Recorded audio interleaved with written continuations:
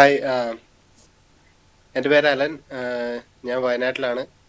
വയനാട്ടിൽ to cloud എന്ന് പറഞ്ഞ ഒരു കമ്പനിയിൽ ഡെവോപ്സ് എഞ്ചിനീയർ ആയിട്ട് വർക്ക് ചെയ്യുന്നതാണ്.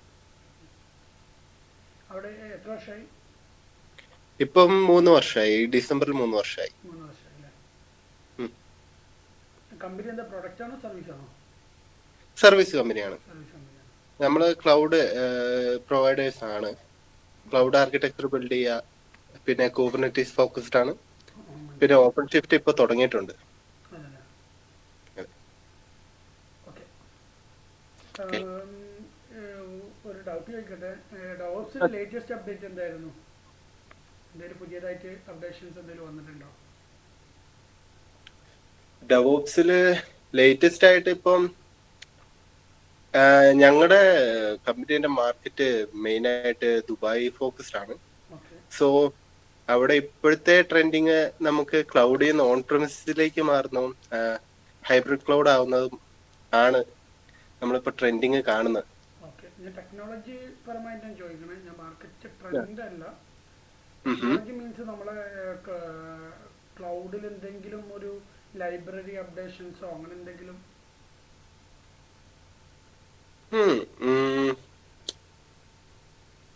No, nothing that major good to. Updates ഒന്നുമില്ല. മൈനർ ബഗ് ഫിക്സസ് അത്ര തന്നെ ഉണ്ടാവുള്ളൂ അല്ലേ? അതെ, I okay. Mean major update ആയിട്ട് വന്ന് നമ്മുടെ നാറ്റ് ഗേറ്റ് വേന്റെ ഓക്കെ. റീജിയണൽ ആയിട്ട് വന്നതാണ്. ഓക്കെ. പിന്നെ യെസ്, താങ്ക് യു. വേറെ എന്തെങ്കിലും?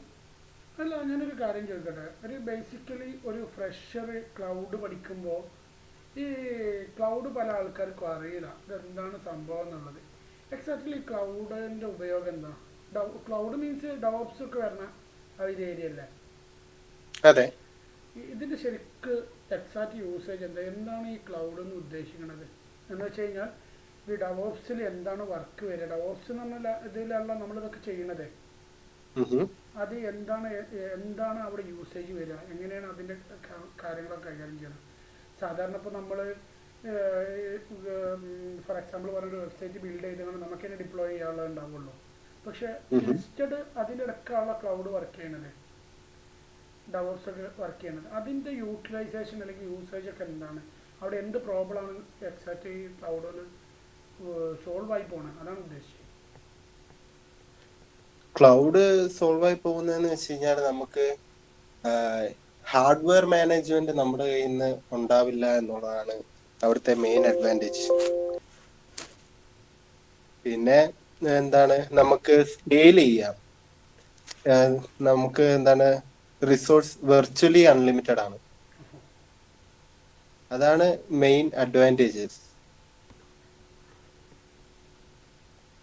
ഇത് എക്സാക്ട്ലി ഒന്ന് ക്ലിയർ ആക്കി പറഞ്ഞു കൊടുക്കാൻ പറ്റുമോ? സാധാരണ നോർമൽ ഡിപ്ലോയ്മെൻറ്റും ക്ലൗഡ് ഡിപ്ലോയ്മെൻറ്റും തമ്മിലുള്ള ഡിഫറൻസ് അപ്പോൾ പെട്ടെന്നൊരു ഫ്രഷേഴ്സിന് പെട്ടെന്നൊരു ഐഡിയ ഇട്ടത് എന്തുകൊണ്ടാണെന്നുള്ളത്.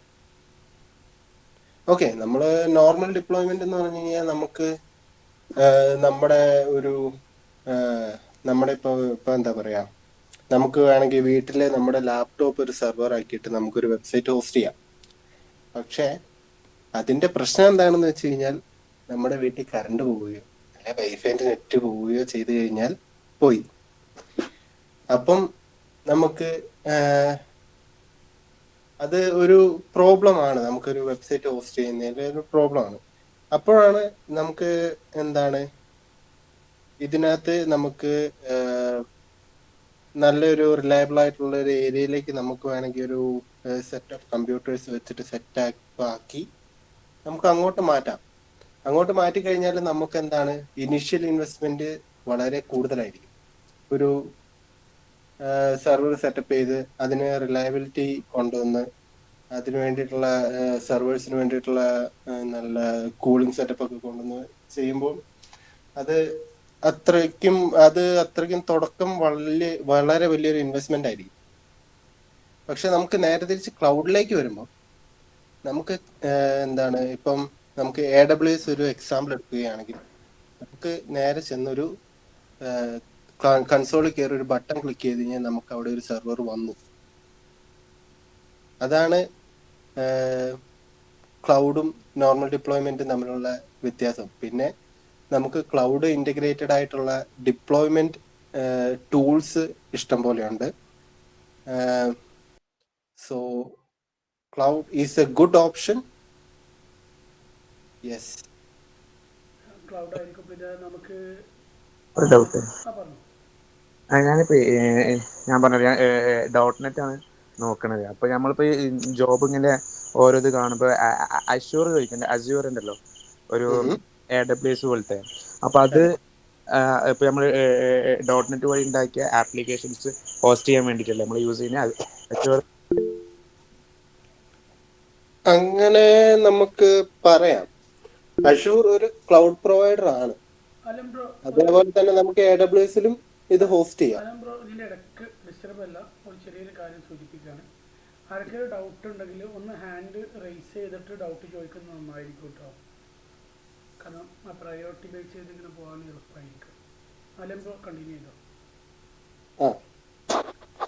ജെഫിൻ ഇത് പറഞ്ഞ പോലെ നമുക്ക് അഷൂർ ഫോക്കസ് ചെയ്യുന്ന കമ്പനീസ് ഉണ്ട്, AWS ഫോക്കസ് ചെയ്യുന്ന കമ്പനീസ് ഉണ്ട്. അതൊക്കെ എന്താണ് ചിലവരുടെ പ്രിഫറൻസ് ആണ്. ഓൾസോ അതിന് എന്താണ് കുറെ ഇതും ഉണ്ടാവും. അതായത്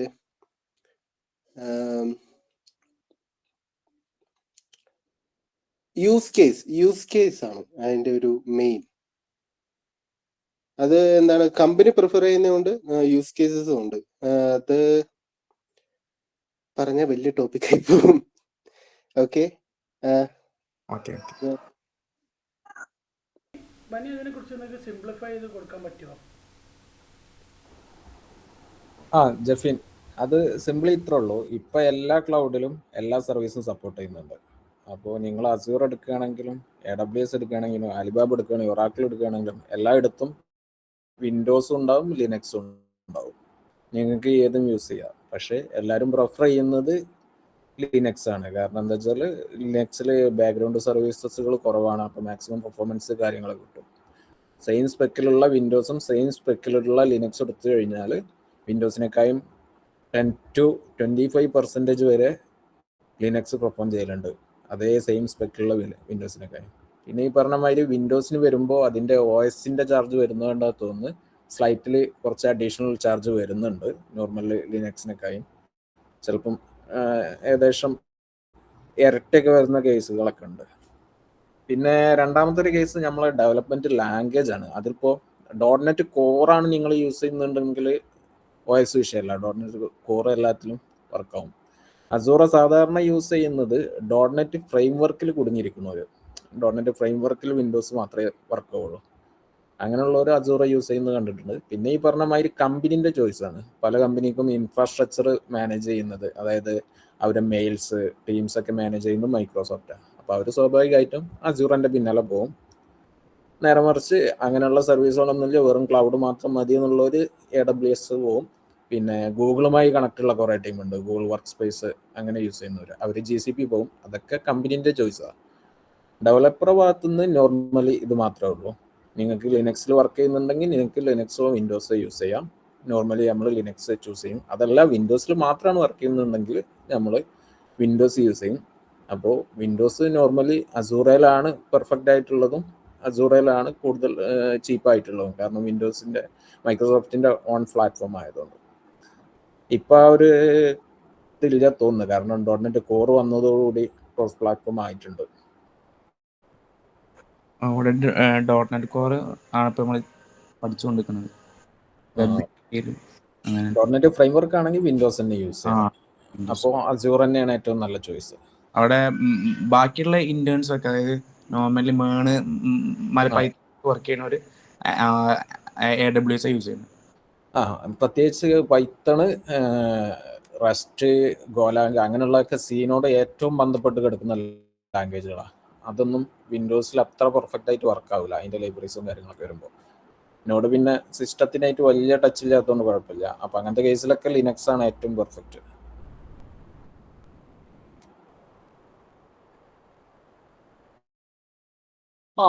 എനിക്ക് ഞാൻ ചോദിക്കുന്നത് ഇതിന് ഈ ബില്ലിംഗ് സംവിധാനം എങ്ങനെയാ? മന്ത്ലി ആണോ വരുന്നത്, അല്ലെങ്കിൽ യൂസേജ് കണക്കിനാണോ? എങ്ങനെയാണ് ഇതിന്റെ ബില്ലിംഗ് ചെയ്യുന്നത് ഈ എല്ലാ പ്ലാറ്റ്ഫോമിലും?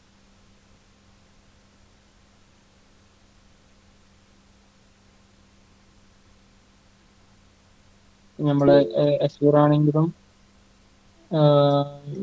AWS ആണെങ്കിലും ഇതിന്റെ ബില്ലിംഗ് എങ്ങനെ മന്ത്ലി ആണോ വരുന്നത്? ബില്ലിംഗ് മന്ത്ലി ആണ് വരുന്നത്. നമുക്ക് ബില്ല് പേ ചെയ്യേണ്ട മന്ത്ലി ആണ്. ബട്ട് ഇതിന്റെ ബില്ലിംഗ് മെട്രിക്സ് ഹവർലി ആണ് വരിക. സെർവറിനൊക്കെ ഹവർലി ബില്ലിംഗ് ആണ്. ഹവർലി ഇത്ര ചാർജസ് ആയിരിക്കും. പക്ഷെ നിങ്ങൾ പേ ചെയ്യേണ്ടത് എൻഡ് ഓഫ് ദ മന്ത് ആയിരിക്കും.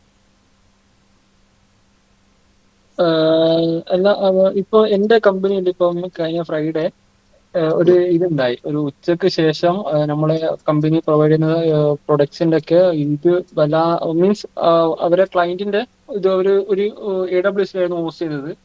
അതൊരു ഉച്ചക്ക് ശേഷം വല്ലാണ്ട് ബില്ലിങ് വല്ലാണ്ട് കൂടി വന്നു. ഒരു $400, $600, $700 അങ്ങനെ പോയി. അപ്പൊ പറഞ്ഞാൽ നമ്മളോട് പറഞ്ഞു ഒന്ന് കയറി ചെക്ക് ചെയ്യേണ്ട അവസ്ഥ ഉള്ളത്. അപ്പോ അത് ഈ യൂസേജിനനുസരിച്ചിട്ട് ഈ ബില്ലിംഗ് എമൗണ്ട് കൂടുമോ? എന്താ അതിന്റെ എങ്ങനെയാണ് കാര്യങ്ങളൊക്കെ? എന്ത് ഇത് ഇൻഫ്രാസ്ട്രക്ചർ എങ്ങനെയാണ്? അതിന്റെ പുള്ളി ഞാൻ സെക്യൂരിറ്റി ലിങ്കിലാണ്. അപ്പൊ അതില് അപ്പം ഉച്ചയ്ക്ക് ശേഷം ഇങ്ങനെ പെട്ടെന്ന് ഇത് വന്നപ്പോ എനിക്ക് ഫുൾ എക്സ്പ്ലോർ ചെയ്യാൻ പറ്റിയില്ല. അതിന്റെ ഇൻഫ്രാസ്ട്രക്ചർ കാര്യങ്ങളൊന്നും എനിക്കറിയില്ല.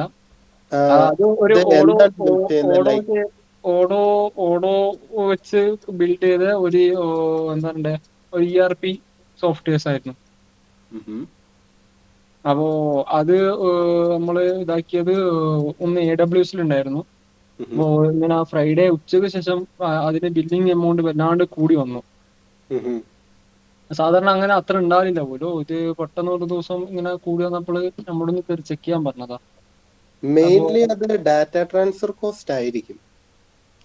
AWSന് അങ്ങനെ ഒരു പ്രശ്നമുണ്ട്. ഡാറ്റ ട്രാൻസ്ഫർ ഔട്ടിന് അവര് പൈസ പിടിക്കും.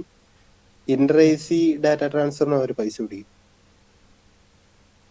ഡാറ്റ ട്രാൻസ്ഫർ ഔട്ട് വന്നതാണ്. നിങ്ങളെ ബില്ലിങ്ങിന്റെ കോസ്റ്റ് എക്സ്പ്ലോറിൽ നോക്കിക്കഴിഞ്ഞാൽ നിങ്ങൾക്ക് അത് മനസ്സിലാവും എവിടെയാണ് സ്പൈക്ക് വന്നേക്കുന്നത്.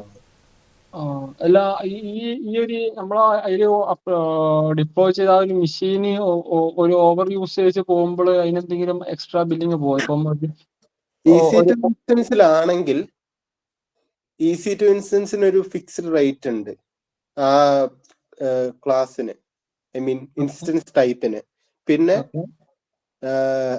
EC2 ഇൻസ്റ്റൻസിന് ഫിക്സ്ഡ് ഇതാണ് വരിക, നിങ്ങൾ ചൂസ് ചെയ്യുന്ന ഇൻസ്റ്റൻസ് ടൈപ്പ് അനുസരിച്ച്. അപ്പൊ അത് ഒന്ന് ഡാറ്റ ട്രാൻസ്ഫർ കോസ്റ്റ് ആകാനാണ് സാധ്യത. കോസ്റ്റ് എക്സ്പ്ലോറിൽ നോക്കിക്കഴിഞ്ഞാൽ നിങ്ങൾക്ക് മനസ്സിലാവും. തിങ്കളാഴ്ച പോയിട്ട് ഒന്ന് എക്സ്പ്ലോർ ചെയ്യുന്ന എന്താ അവസ്ഥ എന്നുള്ളത്.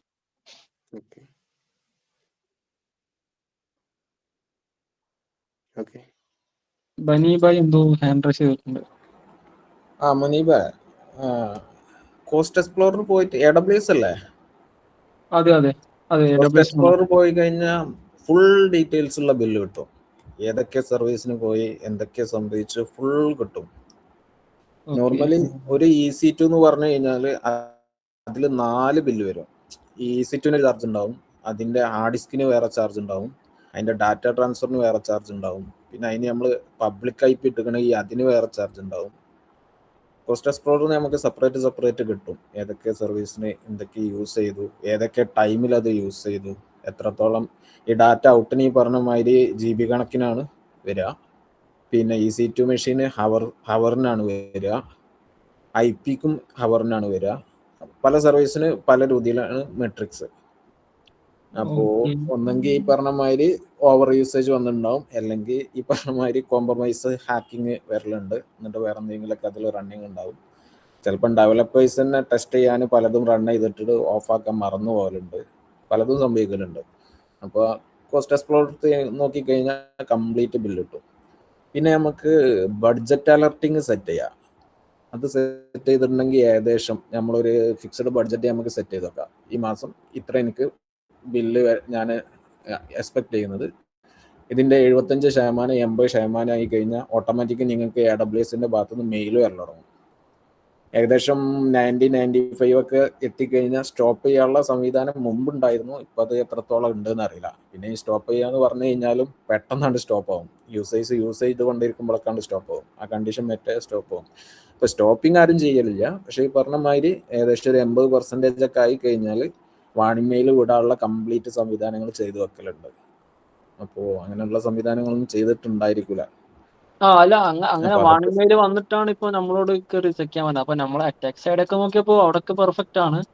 ഇനി സർവീസ് സൈഡ് ഇല്ല, ഇതാക്കണം. വാണിമേൽ വരിക എന്ന് പറഞ്ഞാൽ നമ്മളെ എക്സ്പെക്ട് ചെയ്യുന്ന ഒരു ബഡ്ജറ്റിന്റെ 80% വാണിമേൽ വരും. സ്പോട്ടിൽ നമുക്ക് കയറിയിട്ട് ആവശ്യമില്ലാത്തതൊക്കെ ഓഫാക്കി വെക്കാൻ കാര്യങ്ങളൊക്കെ ചെയ്യാം. പിന്നെ ഓക്കെ. എല്ലാതും കഴിഞ്ഞിട്ട് പിന്നെ നോക്കിയിട്ട് കാര്യമില്ല. ആ ഇവ SMS വരെയൊക്കെ വന്നിരുന്നു. അതൊക്കെ പിന്നെ പോലെ നിർത്തലാക്കിയതുകൊണ്ട്, കാരണം അവർക്ക് കോസ്റ്റ് ഒക്കെ ഒന്നും ഉണ്ടാവില്ല. ഓക്കെ. അപ്പോൾ സംവിധാനങ്ങളൊക്കെ എല്ലാം അതിലുണ്ട്. ഈവൻ ബില്ലിംഗ് എക്സ്പ്ലോറർ ഇപ്പോൾ പുതിയൊരു ഇന്റർഫേസ് വരെ വന്നിട്ടുണ്ട്. പഴയ ഇന്റർഫേസിലൊക്കെ നല്ല ഡാറ്റ കിട്ടിയിരുന്നു. പുതിയ ഇന്റർഫേസ് ഇപ്പോൾ ഞാൻ യൂസ് ചെയ്ത് തുടങ്ങിയിട്ടില്ല. പക്ഷേ ഈ പറഞ്ഞ മാതിരി ഫുൾ ഡീറ്റെയിൽസ് നമുക്ക് കിട്ടും. പിന്നെ ഈ പറഞ്ഞ മാതിരി എല്ലാം നമ്മളെ റെസ്പോൺസിബിലിറ്റി തന്നെയാണ്. കാരണം നമ്മളെ പെർമിഷൻ ഇല്ലാതെ വേറെ ഒരാൾക്ക് കയറാൻ കഴിയില്ല. യെസ്.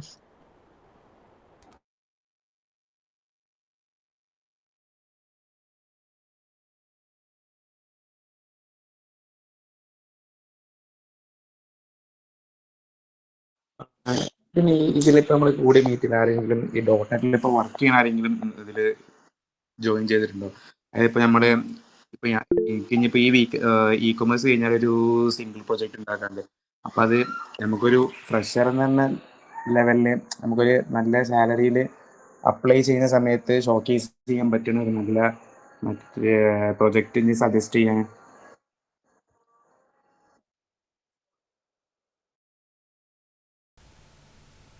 പിന്നെ ഡോട്ട്നെറ്റിൻ്റെ ഗ്രൂപ്പിനെ ലീഡ് ചെയ്യുന്ന ഒരു കമ്മ്യൂണിറ്റി ഇപ്പോൾ ബനി സ്റ്റഡീസിനോട് ബിൽഡ് ആവുമല്ലോ. ആ സമയത്ത് ജെഫിനെ ഒന്ന് കണക്ട് ചെയ്യാതെ. ഓക്കെ. വേറെ നെക്സ്റ്റ് അപ്ഡേഷൻസ് എന്തെങ്കിലും ഉണ്ടോ? എന്തെങ്കിലും ടെക്നോളജിയിൽ എന്തെങ്കിലും അപ്ഡേഷൻസ് കാര്യങ്ങളൊന്നും? മുനീബ്, നമ്മുടെ ഓഫ്ലൈൻ മീറ്റ് ഷെഡ്യൂൾ ചെയ്തിട്ടില്ല. അതിൽ ഗ്രൂപ്പിൽ വന്നിരുന്നില്ല ഫർസാന?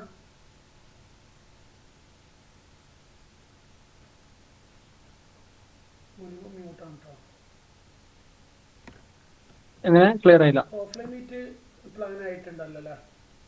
ആയോ? ഞാൻ ശ്രദ്ധിച്ചില്ല. ഓക്കെ, ആ ഗ്രൂപ്പിലൊന്ന് വന്നു നോക്കണേ. ബനി ഫർസാന ഒന്ന് നോക്കണേ.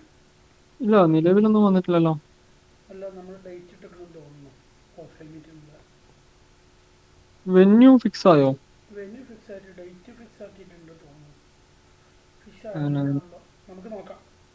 അല്ല, ഇപ്പം ഈ ഹയറിംഗ് മാർക്കറ്റ് എന്താ അവസ്ഥ? ഇപ്പം ഈ ഫ്രഷേഴ്സ് ആയിട്ടുള്ള, ഞാനിപ്പോ ഒരു ഇത് കണ്ടതാണ്, ഈ ഫ്രഷേഴ്സ് ആയിട്ടുള്ള ആരും അങ്ങനെ ഇപ്പം പെട്ടെന്ന് ഹയറിംഗ് നടക്കുന്നില്ല. ഒരു മിനിമം ഇപ്പം നമ്മളെ സെക്യൂരിറ്റി സൈഡ് ആണെങ്കിൽ പോലും ഒരു ഡെവ്സെക്കോപ്സ് രീതിയിലുള്ളവർക്ക് മാത്രമാണ് ഇപ്പം കോളുകളൊക്കെ വരുന്നുള്ളൂ. ആ ഒരു ഇതിലേക്ക് വരുന്നുള്ളൂ ഈ ഫ്രഷേഴ്സ് ആയിട്ടുള്ള. അപ്പൊ ഈ ഹയറിംഗ് ഒക്കെ ഇപ്പം AI വന്നത് കൊണ്ട് ഇതായോ? ഈ ഫ്രഷേഴ്സിനുള്ള ഇത് കുറഞ്ഞോ? എന്താ അതിന്റെ അവസ്ഥ?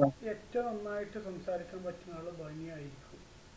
ഞാൻ സബ്ജക്റ്റുകൾ ചോദിക്കാം, ബനി നിന്ന് സംസാരിക്കാൻ നന്നായിരിക്കും. കാരണം ബനി ഒരുപാട് കമ്പനീസിൽ ഇന്റർവ്യൂസ് എടുക്കേണ്ടതാണ്.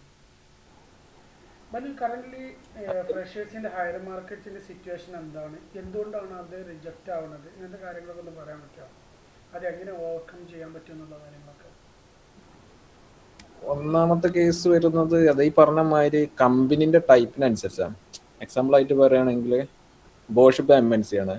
ബോഷിന് ഒരു സംഖ്യ വർക്കേഴ്സ് ഉണ്ട്. അതിൽ ഈ മിഡിലുള്ളവർ വെറുതെ ഇരിക്കുന്ന അവസ്ഥയാണ്. ഒക്കെ ഹൈറാർക്കൽ ലെവൽ അവരാ ഏറ്റവും താഴെയുള്ള വർക്ക് ചെയ്യും, അടുത്ത് മേലെ കൊടുക്കും. അത് മേലത്തോൻ്റെ പേര് വെച്ച് മേലക്ക് അങ്ങനെ വിടും. ആ ഒരു സിസ്റ്റമാണ്, ഹൈറാർക്കൽ സിസ്റ്റമാണ്. എല്ലാവർക്കും റെസ്പോൺസിബിലിറ്റി ഉണ്ടാവും, പക്ഷേ വർക്ക് ആക്ച്വലി നടക്കുന്നത് താഴെത്തട്ടിലാണ്. അപ്പോൾ MNCകളെ കേസ് പറയാന്നുണ്ടെങ്കിൽ MNCകൾക്ക് എന്ത് ചെയ്യണം? AI അഡോപ്റ്റ് ചെയ്യണം. AI അഡോപ്റ്റ് ചെയ്യുന്നത് എന്തിനാ വെച്ചാൽ MNCയിൽ കംപ്ലീറ്റ് ഹവർലി ആണ് നമ്മൾ വർക്ക് ചാർജ് ചെയ്യുന്നത്. ഹവർലിയാണ് നമ്മൾ അതിൻ്റെ പേയ്മെൻറ്റും കാര്യങ്ങളൊക്കെ ചെയ്യുന്നത്. സാലറി ആണെങ്കിൽ പോലും നിങ്ങൾ ആക്ച്വലി കാൽക്കുലേഷൻ വരുന്നത് ഹവർലിയാണ്. കറക്റ്റ് വർക്കിംഗ് ടൈം ഉണ്ടാവും. അപ്പോൾ AI നമ്മൾ അപ്ലൈ ചെയ്ത് കഴിഞ്ഞിട്ടുണ്ടെങ്കിൽ ഒരു ഡെവലപ്പർ പ്രൊഡക്ടിവിറ്റി 10 മടങ്ങാവുകയാണ്. അപ്പോൾ റിയാസ് ഇപ്പോൾ എൻ്റെ സ്റ്റാഫാണെന്നുണ്ടെങ്കിൽ റിയാസ് 10 മണിക്കൂർ കൊണ്ട് എടുക്കേണ്ട പണി റിയാസ് 1 മണിക്കൂർ കൊണ്ട് എടുക്കും. എന്നാലോ ഞാൻ 10 മണിക്കൂറിൻ്റെ സാലറി അവനക്ക് കൊടുക്കണ്ട, അവനക്ക് 1 മണിക്കൂറിൻ്റെ സാലറി കൊടുത്താൽ മതി. അപ്പോൾ ഞങ്ങൾ കാൽക്കുലേഷനൊക്കെ നോക്കിയപ്പോൾ ബില്യൺ കണക്കിന് എമൗണ്ട് ഞങ്ങൾക്ക് ലാഭം കിട്ടും. പക്ഷെ പ്രശ്നം എന്താ വെച്ചാൽ ഞങ്ങൾക്ക് എക്സ്റ്റേണൽ AIs യൂസ് ചെയ്യാൻ കഴിയില്ല. MNCകൾക്ക് എല്ലാം അവരെ ബിസിനസ് കോൺഫിഡൻഷ്യലാണ്, ഇൻറ്റേർണൽ ആണ്, ആർക്കും എന്ത് ചെയ്യാൻ കഴിയില്ല, എക്സ്റ്റേണൽ AIs യൂസ് ചെയ്യാൻ കഴിയില്ല. അങ്ങനെ ആകുമ്പോൾ സ്വന്തമായിട്ട് AI സെറ്റ് ചെയ്യണം. സ്വന്തമായി സെറ്റ് ചെയ്യാന്ന് പറഞ്ഞു കഴിഞ്ഞാൽ ഈവൻ ആപ്സ്, വെബ്സൈറ്റ് കാര്യങ്ങൾ മാത്രം ഉണ്ടാക്കിയാൽ പോരാ, ഡാറ്റ പോലും പുറത്തേക്ക് പോകരുത്. സ്വന്തമായിട്ട് സെർവർ ഫാംസ് കാര്യങ്ങൾ സെറ്റ് ചെയ്യണം. അപ്പോൾ അങ്ങനെ വരുന്ന കേസിൽ എന്ത് ചെയ്യണം, നമുക്ക് കമ്പനിക്ക് ഓപ്പറേഷൻ കോസ്റ്റ് കുറക്കണം. പിന്നെ ഇത് സെറ്റ് ചെയ്ത് വെച്ചാലും പോരാ, ഈ AI ഫാംസ് ഒക്കെ റൺ ചെയ്യണമെങ്കിൽ നല്ല പവർ വേണം.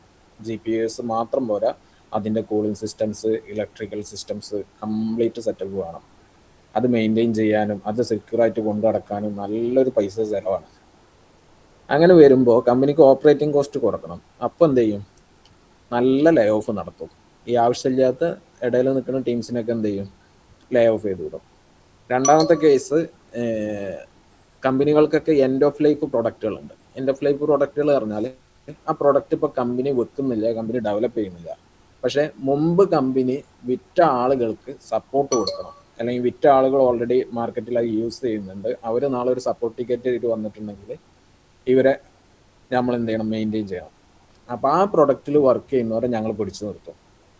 അപ്പോൾ സ്വാഭാവികമായിട്ടും അവർക്ക് പണിയൊന്നുമില്ല. കാരണം ഇതിൽ ആഴ്ചയിൽ ഒരു 1-2 ടിക്കറ്റേ വരിക, അവർക്ക് വേറെ പണിയൊന്നുമില്ല. അപ്പം അങ്ങനെയുള്ള ആളുകളെ ഞങ്ങൾ എന്ത് ചെയ്യും, പുതിയ പൊസിഷൻ എന്തെങ്കിലുമൊക്കെ കീപ്പ് ചെയ്തുകൊണ്ട് ഈ ഫ്രഷേഴ്സ് വരുന്നതുകൊണ്ടുള്ള ജോബ് ഉണ്ടല്ലോ, ആ ജോബിലേക്ക് പോലെ മാറ്റി അലോക്കേറ്റ് ചെയ്യും.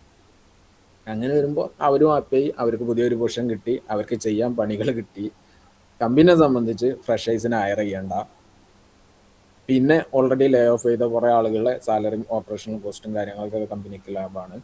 അപ്പോൾ അത് കാരണം കമ്പനിയിൽ ഫ്രഷർ ഹയറിങ് എന്നുള്ളൊരു സംഭവം നടക്കുന്നില്ല MNCകളുടെ കേസിൽ.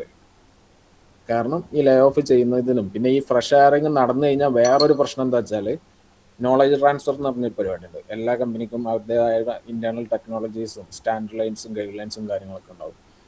ഒരു ഫ്രഷർ വന്നു കഴിഞ്ഞാൽ 6 മാസം പിന്നെ ഇത് പഠിപ്പിക്കലാണ് പണി. ഈ 6 മാസം അവനക്ക് സാലറിയും കൊടുക്കണം, അത് പഠിപ്പിക്കാൻ ആളെ വെക്കും വേണം. കാരണം പഠിപ്പിക്കണവന് ഓൻ്റെ പണിയായിട്ട് അതാണ് എഴുതൽ. അപ്പോൾ ആ എമൗണ്ടും കാര്യങ്ങളൊക്കെ എന്ത് ചെയ്യും, കമ്പനിക്ക് ലാഭം കിട്ടും. ആ എമൗണ്ടും കാര്യങ്ങളൊക്കെ ഇങ്ങനെ കൂട്ടി കൂട്ടി വെച്ചിട്ട് കമ്പനി എന്ത് ചെയ്യാണ്, AIയിലേക്ക് അതൊക്കെ തിരിച്ചു വിടുക. ഇതാണ് MNCൻ്റെ കേസ്.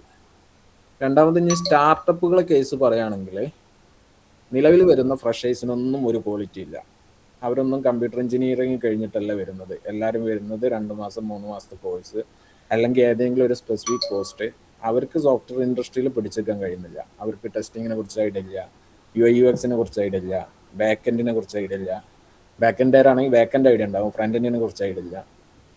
ഇവിടെ വെച്ച് വർക്ക് ചെയ്യാൻ പറ്റുന്നില്ല. അവർക്ക് മേ ബി കൊടുക്കുമ്പോൾ ആ ഒരു കൊടുത്ത സാധനം വർക്ക് ചെയ്യാൻ പറ്റുന്നല്ലാതെ ഒരു എൻ്റെയർ പിക്ചറോ അല്ലെങ്കിൽ ഒരു IT ഇൻഡസ്ട്രി എങ്ങനെ വർക്ക് ചെയ്യുന്നോ അല്ലെങ്കിൽ എങ്ങനെ ബിസിനസ് നടക്കുന്നു ഇതിനെ പറ്റിയൊന്നും ഐഡിയ ഇല്ലാത്തതുകൊണ്ട് അവരെ പഠിപ്പിക്കണം. അപ്പോൾ സ്റ്റാർട്ടപ്പിൻ്റെ കേസ് എന്താ വെച്ചാൽ അവിടെ ആർക്കും ടൈം ഉണ്ടാവില്ല, അവിടെ എല്ലാവരും വർക്കിലാവും. അപ്പോൾ ഒരു 2 ആൾ സ്റ്റാർട്ടപ്പിലേക്ക് വന്നു കഴിഞ്ഞാൽ ആ മൊത്തം ടീമിൻ്റെ പ്രൊഡക്ടിവിറ്റി 10% മുതൽ 25% വരെ താഴെയാണ്. കാരണം എന്താ വെച്ചാൽ ഇപ്പം വന്നു ഇവനെ പഠിപ്പിക്കണം. അപ്പോൾ അവിടെ ഓൾറെഡി വർക്ക് ചെയ്യുന്ന ഒരാൾ ഓൻ്റെ ടൈമും മെനക്കെടുത്തിട്ടാവും ഇവനെ പഠിപ്പിക്കുന്നത്. സ്വാഭാവികമായിട്ടും എന്തായി, ആളെ ടൈം അവിടെ പോയി കിട്ടി. പിന്നെ ഇവൻ്റെയൊക്കെ ഒരു ഔട്ട്പുട്ട് കിട്ടിയാലല്ലേ ഇത് കവർ ചെയ്യുള്ളൂ. ഇവൻ്റെയൊക്കെ ഒന്നും പ്രോപ്പറായിട്ടുള്ള ഒരു ഔട്ട്പുട്ടും കിട്ടുന്നില്ല. അത് കാരണം ഇന്റേൺഷിപ്പിന് പോലും പല സ്റ്റാർട്ടപ്പുകളും ഇപ്പോൾ ആളെടുക്കുന്നില്ല. ജോബിനെടുക്കാൻ കുറച്ച് പണിയുണ്ട്, സ്റ്റാർട്ടപ്പിന് പേയ്മെൻറ്റും കാര്യങ്ങളൊക്കെ ആകുമ്പോൾ. പക്ഷേ ഇന്റേൺഷിപ്പ് പല സ്ഥലത്തും ഞാനത് പലർക്കും ഇന്റേൺഷിപ്പ് ചോദിച്ചപ്പോൾ അതാണ് പറഞ്ഞത്, നിലവിൽ കുഴപ്പമില്ല, അങ്ങനെ പോകുന്നുണ്ട്. ഇതിലേക്ക് ആളുകൾ വന്നു കഴിഞ്ഞാൽ നിലവിലുള്ള പ്രൊഡക്ടിവിറ്റിയും കൂടി കുറഞ്ഞു പോകും. എന്നാലും ഈ വരുന്ന ആൾ കൊണ്ട് ഞങ്ങൾക്ക് പ്രത്യേകിച്ച് യാതൊരു ഗുണങ്ങളും കിട്ടുന്നില്ല. അത് കാരണം സ്റ്റാർട്ടപ്പുകളിലേക്ക് ആളെ എടുക്കുന്നില്ല. അതൊക്കെയാണ് നിലവിൽ IT സിറ്റുവേഷൻ. പിന്നെ ഈ പറഞ്ഞ മാതിരി സ്റ്റാർട്ടപ്പിൻ്റെ കേസിൽ പറയുകയാണെങ്കിൽ മാനേജ്മെൻറ്റും ടെക്നിക്കൽ ടീമും കൂടി ഒരു അന്തരമുണ്ട്. കാരണം മാനേജ്മെൻറ്റ് ജീവിക്കുന്നത് ഇൻ്റർനെറ്റിലാണ്, എല്ലാവർക്കും ഇൻ്റർനെറ്റ് അവൈലബിൾ ആണ്. അപ്പോൾ അവർ ഈ വാട്സപ്പിൽ വരുന്ന യൂട്യൂബിലൊക്കെ വിശ്വസിച്ചാണ്ട് AI സംഭവമാണ്, കംപ്ലീറ്റ്ലി AI മതി എന്നുള്ള ലെവലിലാണ് അവർ സംസാരിക്കുക. നേരെ മറിച്ച് ടെക്നിക്കൽ ടീം സംസാരിക്കൽ ഫാക്റ്റുകൾ വെച്ചിട്ടാണ്. പക്ഷേ ഈ പൈസ അലോക്കേറ്റ് ചെയ്യുന്നത് മാനേജ്മെൻറ്റ് ആയതുകൊണ്ട് സ്വാഭാവികമായിട്ടും ടെക്നിക്കൽ ടീം എന്ത് ചെയ്യും, വലിയും. കാരണം എന്താ വെച്ചാൽ അവർ ആ രീതിയിൽ കോസ്റ്റ് കുറക്കുന്നതിനെ പറ്റിയാണ് ആലോചിക്കുക. അപ്പോൾ സ്വാഭാവികമായിട്ടും പുതിയ ഒരാൾ വരുമ്പോൾ അതിൻ്റെ കോസ്റ്റും കാര്യങ്ങളും കൂടും. അപ്പോൾ ടെക്നിക്കൽ ടീമും മാനേജ്മെൻറ്റ് ടീമിനായിട്ട് തല്ലിടാൻ നിൽക്കാറില്ല. അങ്ങനെയൊക്കെയുള്ള കേസുകൾ കൊണ്ടാണ് ഇപ്പോൾ കംപ്ലീറ്റ്ലി ഡൗൺ ആയിട്ടുള്ളത്. ഇനിയിപ്പോൾ ഏകദേശം ഈ എഐൻ്റെ ഒരു ഹൈപ്പ് ഒന്ന് ലെവലാവണം, മാനേജ്മെൻറ്റ് ടീമിന് മനസ്സിലാവണം, അല്ലെങ്കിൽ ഫിനാൻഷ്യൽ ടീമിന് മനസ്സിലാവണം, പ്രോപ്പറായിട്ടുള്ള ഡെവലപ്പേഴ്സ് വന്നു കഴിഞ്ഞാൽ പരിപാടി നടക്കുള്ളൂ എഐനെ കൊണ്ട്. പിന്നെ ഈ പറഞ്ഞ മാതിരി ചില കേസിൽ അങ്ങനെ ചെയ്യുന്നുണ്ട്, ഡെവലപ്പറെ പ്രൊഡക്ടിവിറ്റി കൂടുന്നു പറഞ്ഞാണ്ട് ടീം സൈസ് പകുതിയാക്കി കുറക്കുന്നുണ്ട്. ആ പരിപാടികളൊക്കെ നിൽക്കണം. പിന്നെ ഈ പറഞ്ഞ മാതിരി വരുന്ന ഡെവലപ്പേഴ്സിന് ക്വാളിറ്റി വേണം. അങ്ങനെയൊക്കെ ഒരു സിറ്റുവേഷൻ വന്നാലേ ഇനി മാർക്കറ്റ് അപ്പാവുള്ളൂ. അല്ലാത്തടത്തോളം കാലം ഈ പറഞ്ഞ മാതിരി നിലവിലുള്ള ഡെവലപ്പേഴ്സിന് വെച്ചുകൊണ്ട് ഇങ്ങനെ സോർട്ട് ഔട്ട് ചെയ്ത് പോകും. കാരണം അത്രത്തോളം ഡെവലപ്പേഴ്സ് IT ഇൻഡസ്ട്രിയിൽ ഉണ്ട്. അവരെ സെർവ് ചെയ്ത് കഴിഞ്ഞിട്ടല്ലേ എന്തായാലും പുതിയ വരുന്ന ഒരാളെ സെർവ് ചെയ്യേണ്ട ആവശ്യമുള്ളൂ. പിന്നെ ഈ പറഞ്ഞ മാതിരി ഈ കമ്പനികളിലൊക്കെ ലേ ഓഫ് ചെയ്ത് പോയൊരു 5-10 വർഷം എക്സ്പീരിയൻസ് ഉള്ളവർ ഇതൊക്കെയാണ്. അവരിഞ്ഞിപ്പോൾ ഫ്രഷർ ജോബിലാണെങ്കിലും വർക്ക് ചെയ്യാനും റെഡിയാണ്. അപ്പോൾ പിന്നെ ഒരു ഫ്രഷർ എടുക്കുന്നതിനൊക്കെ നല്ലതല്ല അങ്ങനെയുള്ളവരെ ഹയർ ചെയ്യുന്നത്. അപ്പോൾ ഒരു ഡൗട്ട് കൂടി ചോദിച്ചോട്ടെ, ഇതെങ്ങനെ ഓവർകം ചെയ്യാൻ പറ്റുക ആസ് എ ഫ്രഷർ എന്നുള്ള ലെവലിൽ? ഇത് ഓവർകം ചെയ്യാന്നുള്ളത് ഒന്നാമത്തെ കേസ് IT ഇൻഡസ്ട്രി സേഫ് ആയിട്ടുള്ള ഒരു ജോബല്ല. മേ ബി IT നിങ്ങൾക്ക് നല്ല പേയ്മെൻറ്റ് കിട്ടുന്നുണ്ടാവും, പക്ഷേ IT സേഫ്റ്റി കംപ്ലീറ്റ്ലി പോയി. കാരണം ഏത് ടൈമിലും നിങ്ങൾ റീപ്ലേസ് ആവാം. അല്ലാന്നുണ്ടെങ്കിൽ അത്രയും ഹൈപ്പ് ലെവലിൽ, അഡ്വാൻസ്ഡ് ലെവലിൽ, സിസ്റ്റം ലെവലിൽ, അഡ്വാൻസ്ഡ് ലെവലിലൊക്കെ വർക്കൗട്ട് ചെയ്യണം. ഫ്രണ്ട് എൻഡ് ലെവലിൽ എത്ര അഡ്വാൻസ്ഡ് ആയിട്ടും മേ ബി നിങ്ങൾക്ക് കാര്യം ഉണ്ടാവില്ല. കാരണം ഫ്രണ്ട് എൻഡ് ലെവൽ കംപ്ലീറ്റ്ലി എഐക്ക് ഹാൻഡിൽ ചെയ്യാൻ കഴിയുന്നുണ്ട്, ബാക്ക് എൻഡിലേക്ക് ഒരു പരിധി വരെ ഹാൻഡിൽ ചെയ്യാൻ കഴിയുന്നുണ്ട്. പിന്നെ ഈ പറഞ്ഞ മാതിരി ടീം സൈസ് കുറയാണ്. കാരണം ഒരാളെ പ്രൊഡക്ടിവിറ്റി 10x ആവുകയാണ്. സ്വാഭാവികമായിട്ടും എന്ത് ചെയ്യും, അതിനനുസരിച്ച് ഓപ്പർച്യൂണിറ്റീസ് കുറഞ്ഞു പോകും. പിന്നെ ഈ പറഞ്ഞ മാതിരി ഓൾറെഡി ആളുകൾ പുറത്തുണ്ട്, ഈ കമ്പനിയിൽ നിന്നൊക്കെ ലേ ഓഫ് ആയി വന്നിട്ടുള്ള, അല്ലെങ്കിൽ സാലറി ക്രൈസിസ് കാരണം, അല്ലെങ്കിൽ ഓപ്പറേഷണൽ കോസ്റ്റ് കുറക്കുന്നതിൻ്റെ ഭാഗമായിട്ട് ഓൾറെഡി പുറത്ത് നിൽക്കുന്ന ആളുകളുണ്ട്. അവരെ പരിഗണിച്ചിട്ട് ഫ്രഷേഴ്സിനെ പരിഗണിക്കുള്ളൂ. അപ്പോൾ അങ്ങനത്തെ കേസുകളൊക്കെ വരുമ്പോൾ നിലവിലിപ്പോൾ IT ജോബിലേക്ക് പുതുതായിട്ട് ആരെങ്കിലും വരാതിരിക്കുക. പിന്നെ ഉള്ളവരെന്ത് ചെയ്യുക, മാക്സിമം അപ്സ്കിൽ ചെയ്യുക. അല്ലാന്നുണ്ടെങ്കിൽ പുതിയ ടെക്നോളജീസ് ആയിട്ടുള്ള ആർട്ടിഫിഷ്യൽ ഇൻ്റലിജൻസ്, മെഷീൻ ലേണിംഗ് അങ്ങനെയുള്ള മേഖലകളിലേക്ക് കടക്കാം. അതല്ലാതെ എൻഡ് യൂസർ പ്രൊഡക്റ്റ് ആയിട്ടുള്ള web development, mobile app development, അതിൻ്റെ ഭാഗമായിട്ട് വരുന്ന ബാക്ക് എൻഡ് ഡെവലപ്മെൻറ്റ്, അതിലേക്കൊന്നും ഇനി ഒരു സേഫ് ജോബ് എന്ന് നമുക്ക് പറയാൻ കഴിയില്ല. ഇനിയിപ്പോൾ നിങ്ങൾ അതിൽ എത്ര അഡ്വാൻസ് ആയി പോയി കഴിഞ്ഞാലും അതിലൊക്കെ AI ക്യാച്ച് ചെയ്ത് ഇങ്ങനെ വരികയാണ്. അപ്പോൾ അതാണ് ഇപ്പോൾ നിലവിലെ സിറ്റുവേഷൻ. എന്ന് അവസാനിക്കുന്നുള്ളതും ഒരു ഐഡിയ പറയാൻ കഴിയില്ല. ഓക്കെ, ഇത്രയൊക്കെയാണ് ഏകദേശം ഒരു ധാരണ ഉള്ളത്. ഞാൻ റിസർച്ച് ചെയ്ത ഒരു കാര്യം എന്താണെന്ന് വെച്ച് കഴിഞ്ഞാൽ, എനിക്ക് മനസ്സിലായ കാര്യം, നമ്മുടെ ഡൊമൈനിൽ എക്സ്പെർട്ടൈസ് ചെയ്യാൻ മാത്രമല്ല, നമ്മൾ കുറച്ചും കൂടി AI ടൂൾ യൂസ് ചെയ്യാൻ ശ്രമിക്കുക. നമ്മൾ മാക്സിമം AI ടൂൾ എന്ന് വെച്ചാൽ അതിൻ്റെ കോൺസെപ്ച്വലി നമ്മൾ മനസ്സിലാക്കി വെച്ചതിന് ശേഷം നമ്മൾ AI ടൂൾ വെച്ച് ജനറേറ്റ് ചെയ്യാൻ നോക്കിക്കഴിഞ്ഞാൽ നമുക്ക് എക്സാക്റ്റ് നമ്മളെ പ്രൊഡക്ടിവിറ്റി 10x ഫാസ്റ്റർ ആക്കാൻ പറ്റും. അതാണ് ശരിക്കും വേണ്ടത്. കോൺസെപ്റ്റ് എന്താണെന്ന് മനസ്സിലാവും വേണം, ഇത് നമ്മൾ AI ടൂൾ യൂസ് ചെയ്യും വേണം. അപ്പോൾ എന്തായാലും നമ്മൾക്ക് AI ടൂൾ ഇല്ലാതെ ഇനി മുന്നോട്ട് പോകാൻ പറ്റുമെന്ന് എനിക്ക് തോന്നുന്നില്ല. ഈ ഇൻഡസ്ട്രിയിൽ AI ടൂൾസ് ഉപയോഗിക്കാതെ ഒരിക്കലും നമ്മൾ മുന്നോട്ട് പോകുമെന്ന് വിചാരിക്കേണ്ട. AI സപ്പോർട്ട് നിർബന്ധമായിരിക്കും നമ്മൾ സോഫ്റ്റ്വെയർ ഇൻഡസ്ട്രിയിൽ. എനിക്കതാണ് തോന്നിയിട്ടുള്ളത്. ഇത്ര കാലത്തെ റിസർച്ച് നടക്കാം തോന്നിയൊരു കാര്യമാണ്. പറഞ്ഞു സൽമാൻ. റിയസ് ബ്രോ, AI ടൂൾസിന്റെ കാര്യം പറഞ്ഞപ്പോഴാണ്, ഇപ്പോൾ ഫ്രഷേഴ്സിന്റെ കാര്യമാണെങ്കിലും മിഡ് ആണെങ്കിലും ഇപ്പോൾ നമ്മളിപ്പോൾ കേഴ്സർ പോലത്തുള്ള പ്ലാറ്റ്ഫോംസ് ഒക്കെ ഉണ്ടല്ലോ അപ്പോൾ ഫ്രഷേഴ്സിനോട് പറയാനുള്ള എന്താ വെച്ചാൽ, നമ്മളിപ്പോൾ AI ടൂൾസ് ഡയറക്റ്റ് യൂസ് ചെയ്യുന്നതിന് മുന്നേ നമ്മൾ ഫണ്ടമെന്റൽസ് ഒന്ന് സ്ട്രോങ് ആക്കണം എന്നാണ് എൻ്റെ ഒരു എക്സ്പീരിയൻസിന് തോന്നിയത്. കാരണം ഇപ്പോൾ നമ്മളിപ്പോൾ മിഡ് ആണെങ്കിൽ പോലും നമ്മളിത് യൂസ് ചെയ്ത് വരുമ്പോൾ നമുക്കത് ഭയങ്കര കംഫർട്ടബിൾ ആയി തോന്നും. ബട്ട് ഫണ്ടമെന്റൽസ് സ്ട്രോങ് അല്ല എന്നുണ്ടെങ്കിലുള്ള ഇഷ്യൂസ് വേറെ ഉണ്ട്. അപ്പോൾ ഇതിനെ കുറിച്ചിട്ട് റിയാസ് ബ്രോ ഒന്ന് പറയണം. ഇതെങ്ങനെയാണ് ഫ്രഷേഴ്സ് തുടങ്ങേണ്ടത്, അല്ലെങ്കിൽ മിഡിലുള്ള ആൾക്കാർ എങ്ങനെ ഇത് യൂസ് ചെയ്യുന്നുണ്ട് ഉള്ളത്. ലൈക്ക് ഇപ്പോൾ നമ്മളിതിപ്പോൾ ഡെയിലി യൂസ് ചെയ്യുമ്പോൾ നമ്മളെ ഫണ്ടമെന്റൽസിൻ്റെ അവിടെ സ്ട്രോങ് അല്ല എന്നുണ്ടെങ്കിൽ നമ്മൾ ഒരു ഇൻ്റർവ്യൂവിലോട്ട് പിന്നെ കിടക്കുമ്പോൾ അതൊരു ബുദ്ധിമുട്ട് വരും. അല്ലെങ്കിൽ നമ്മൾ പഠിച്ചിരുന്ന കാര്യങ്ങളിൽ എന്തെങ്കിലും മറന്നു പോകുന്ന കാര്യങ്ങളൊക്കെ വരും. അപ്പോൾ ഇതിനെക്കുറിച്ചൊന്ന് വ്യക്തമാക്കി പറഞ്ഞു കഴിഞ്ഞാൽ അത് ബെറ്റർ ആയിരുന്നു. എക്സാക്ട്ലി നമ്മൾ ഒരു ഫ്രഷർ എന്നുള്ള ലെവലിൽ ഞാൻ മനസ്സിലാക്കിയ കാര്യത്തിൽ തെറ്റോ എന്തെങ്കിലും അല്ലെങ്കിൽ ഡ്രോബാക്ക് എന്തെങ്കിലും ഉണ്ടെങ്കിൽ പറയണം. നമ്മൾ ആസ് എ ഫ്രഷർ എന്നുള്ള ലെവലിൽ നമ്മൾ തുടങ്ങുകയാണെങ്കിൽ എന്ത് ചെയ്യണമെന്ന് വെച്ച് കഴിഞ്ഞാൽ സെൽഫ്ലി ബിൽഡ് ചെയ്യുക, നോട്ട് യൂസിങ് AI ടൂൾ. കുറച്ച് റിസ്ക് എടുക്കാണ്ട് അവിടെ, കാരണം നമ്മൾ സ്റ്റാക്ക് ഓവർഫ്ലോ ഉപയോഗിച്ചുള്ളൂ. അതുപോലത്തെ മീഡിയം പോലത്തെ ആർട്ടിക്കിൾസ് ഒക്കെ യൂസ് ചെയ്യുക. പരമാവധി AI ടൂൾസ് ഒഴിവാക്കുക. AI ടൂൾസ് എവിടെ ഉപയോഗിക്കണം എന്ന് വെച്ചാൽ എന്തെങ്കിലും ഒരു ബ്ലോക്കർ വരികയാണെങ്കിൽ അതിൻ്റെ സൊല്യൂഷന് വേണ്ടിയിട്ടല്ല നമ്മൾ AI ടൂൾ ഉപയോഗിക്കേണ്ടത്. ആ ഒരു കോൺസെപ്റ്റ് എന്താണെന്നുള്ളത് AIനോട് ചോദിക്കുക. അപ്പോൾ AIനോട് ചോദിക്കുന്ന സമയത്ത് AI പറഞ്ഞത് ഈ കോൺസെപ്റ്റ് എന്താണെന്നുള്ളത്. അപ്പോൾ എന്തായിരിക്കും, നമ്മൾ ആ കോൺസെപ്റ്റ് മനസ്സിലായി. പിന്നെ നമ്മൾ വീണ്ടും ബിൽഡ് ചെയ്യാൻ നോക്കുക. അപ്പോൾ നമുക്ക് കുറേ ബഗ്ഗൊക്കെ വരും. അവിടെ നിന്ന് AI ഉപയോഗിക്കരുത്, പകരം നിങ്ങൾ ഇൻ്റർനെറ്റ് സെർച്ച് ചെയ്യുക. ഒരു 1-2 പ്രൊജക്റ്റിൽ ഇങ്ങനെ സ്ട്രഗിൾ എടുത്ത് ചെയ്താൽ മതിയാവും. പിന്നെ നിങ്ങൾക്ക് ഏകദേശം മനസ്സിലാവും എന്തൊക്കെയാണ് കാര്യങ്ങളെന്ന്. പിന്നെ നിങ്ങൾക്കത് സ്പീഡ് കൂട്ടാൻ വേണ്ടിയിട്ടുള്ള പ്രവർത്തനങ്ങളിലേക്ക് പിന്നെ നിങ്ങൾ തിങ്ക് ചെയ്ത് തുടങ്ങും. കോൺസെപ്റ്റ് പിന്നെ എത്ര വലിയ കോൺസെപ്റ്റ് വേണമെങ്കിലും നിങ്ങൾക്ക് അതിൻ്റെ ട്രിക്ക് കിട്ടും, എങ്ങനെ അത് സെർച്ച് ചെയ്യണം അല്ലെങ്കിൽ AIയിൽ എങ്ങനെ സെർച്ച് ചെയ്ത് മനസ്സിലാക്കണം എന്നുള്ളത്. അതുകൊണ്ടാണ് ഞാൻ പറയുന്നത്, ഫസ്റ്റ് ഫേസിൽ നിങ്ങൾ AI ഉപയോഗിക്കാതെ കോൺസെപ്റ്റ് മനസ്സിലാക്കാൻ മാത്രം AI ഉപയോഗിക്കുക.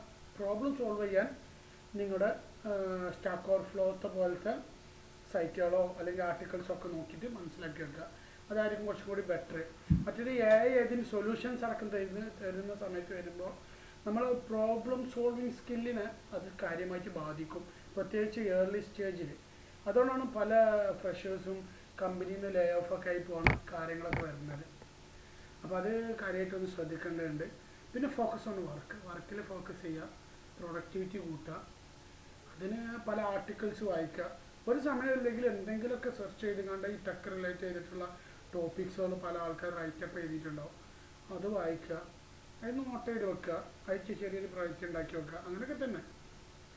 മണി ഇതിൽ എന്തെങ്കിലും തെറ്റോ അല്ലെങ്കിൽ അഭിപ്രായങ്ങളോ എന്തെങ്കിലും ഉണ്ടോ? അഡീഷണൽ കൂട്ടിച്ചേർക്കാനോ അല്ലെങ്കിൽ മാറ്റാനോ? ഇല്ല, ഓക്കെ. പക്ഷെ നമ്മൾ പ്രൊഫഷണൽ വർക്കിലേക്ക് ലൈവ് പ്രോജക്റ്റിലേക്ക് വരുന്ന സമയത്ത് AI ഉപയോഗിക്കേണ്ടി വരും കേട്ടോ. അവിടെ പ്രൊഡക്ടിവിറ്റി ഇമ്പോർട്ടൻ്റ് ആണ്. അതുകൊണ്ട് പക്ഷെ അതിനു മുമ്പ് നമ്മൾ പഠിക്കുന്ന സ്റ്റേജിൽ എപ്പോഴും AI പരമാവധി ഒഴിവാക്കിയിട്ട് നമ്മൾ റിസർച്ച് ചെയ്ത് പഠിക്കാൻ നോക്കുക. AI ഉപയോഗിക്കാൻ ഓൺലി സ്റ്റഡി കോൺസെപ്റ്റ്. പിന്നെ ഒരു കാര്യം കൂടി, ഈ കമൻറ്റ് ബോക്സിൽ ടെക്സ്റ്റ് നമ്മളാരും മൈൻഡ് ചെയ്യൂറില്ല കേട്ടോ. നിങ്ങൾ പറയാണ്ടോ, ഇവിടെ ആരും പെർഫെക്റ്റ് ഒന്നുമല്ല. നേരെ ഹാൻഡ് റൈസ് ചെയ്യുക, നിങ്ങൾക്ക് പറയാനുള്ളത് പറയാം. പിന്നെ നമ്മൾ ഹാൻഡ് റൈസ് ചെയ്യണേ പറയുന്നതിന് മുമ്പ്. ക്വാളിഫിക്കേഷൻസ് മാൻഡേറ്ററി ആണോ? ഇപ്പോൾ +2 PG ഡിഗ്രി, അപ്പോൾ PG ഒക്കെ മാൻഡേറ്ററി ആണ് ഇപ്പോൾ നമുക്കൊരു കമ്പനി കയറണമെന്നുണ്ടെങ്കിൽ? അതായത് ഇപ്പോൾ ബ്രോ പറഞ്ഞതിലൊരു ചെറിയ കാര്യമുണ്ട്. നമ്മളിപ്പോൾ ഒരു ലോ ലെവൽ ജോലി കിട്ടണമെങ്കിൽ ഈ ക്വാളിഫിക്കേഷൻ്റെ ആവശ്യമില്ല ആസ് എ ഡെവലപ്പർ എന്നുള്ള ലെവലിൽ. ഇപ്പോൾ AI വന്നുകൊണ്ട് എന്താ അവസ്ഥ എന്നറിയില്ല, ഡീറ്റെയിൽ ആയിട്ട് ഞാൻ റിസർച്ച് ചെയ്തിട്ടില്ല. ഇതിൽ പ്രശ്നം എന്താണെന്ന് വെച്ച് കഴിഞ്ഞാൽ, നമ്മളൊരു സ്റ്റേജ് കഴിഞ്ഞ് കഴിഞ്ഞാൽ നമ്മളൊരു മാനേജ്മെൻറ്റ് ലെവലിലേക്ക് അല്ലെങ്കിൽ ടീം ലീഡിൻ്റെ ആ ഒരു ലെവലിലേക്ക് എത്തുന്ന സമയത്ത് നമ്മുടെ ക്വാളിഫിക്കേഷൻ വളരെ ഇമ്പോർട്ടൻ്റാണ്.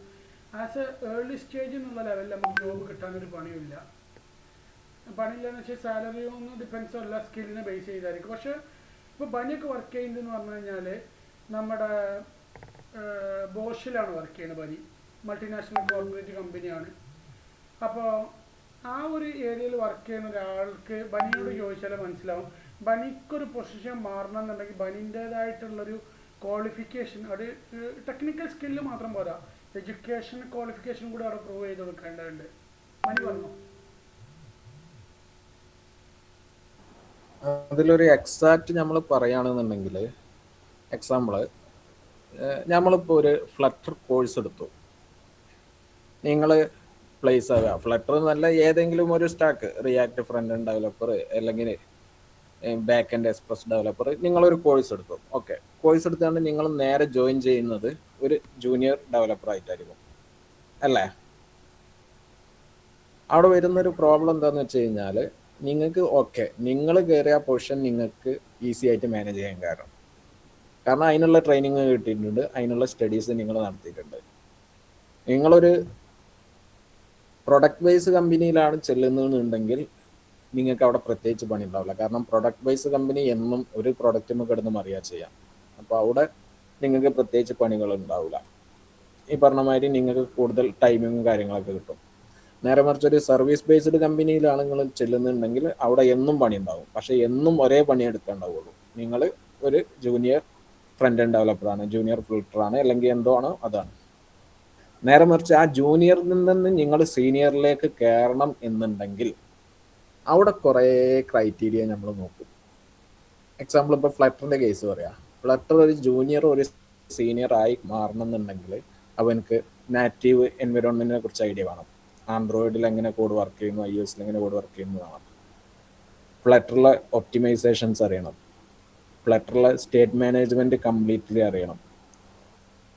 അപ്പോൾ ആ കാര്യങ്ങൾ കുറേ കാര്യങ്ങൾ നിങ്ങൾ കോഴ്സിൽ പഠിച്ചിട്ടുണ്ടാവും. അങ്ങനെ എന്ത് ചെയ്യും, നിങ്ങൾക്ക് ഈ പറഞ്ഞ മാതിരി നിങ്ങൾ ക്യാച്ച് ചെയ്താൽ മേ ബി നിങ്ങൾക്ക് ഒരു സീനിയർ ഡെവലപ്പർ എത്തി മാറാം. അവിടുന്ന് നിങ്ങൾ ഒരു ടെക്നിക്കൽ ലീഡിലേക്ക് പോകണമെങ്കിൽ അതിനപ്പുറത്തേക്കുള്ള സിസ്റ്റങ്ങൾ നിങ്ങൾ അറിയണം. ബാക്കെൻഡിനെ സംബന്ധിച്ചറിയണം, ഡാറ്റാബേസിനെ സംബന്ധിച്ചറിയണം. ഇനി നിങ്ങളെ അവിടുന്ന് പിന്നെ ഒരു പ്രൊജക്റ്റ് മാനേജ്മെൻറ്റിലേക്ക് പോകണമെങ്കിൽ നിങ്ങൾക്ക് ടെസ്റ്റിങ്ങിനെ കുറിച്ച് അറിയണം. ടെസ്റ്റിങ്ങിൽ alpha, beta, black box, white box അങ്ങനെ അറിയണം.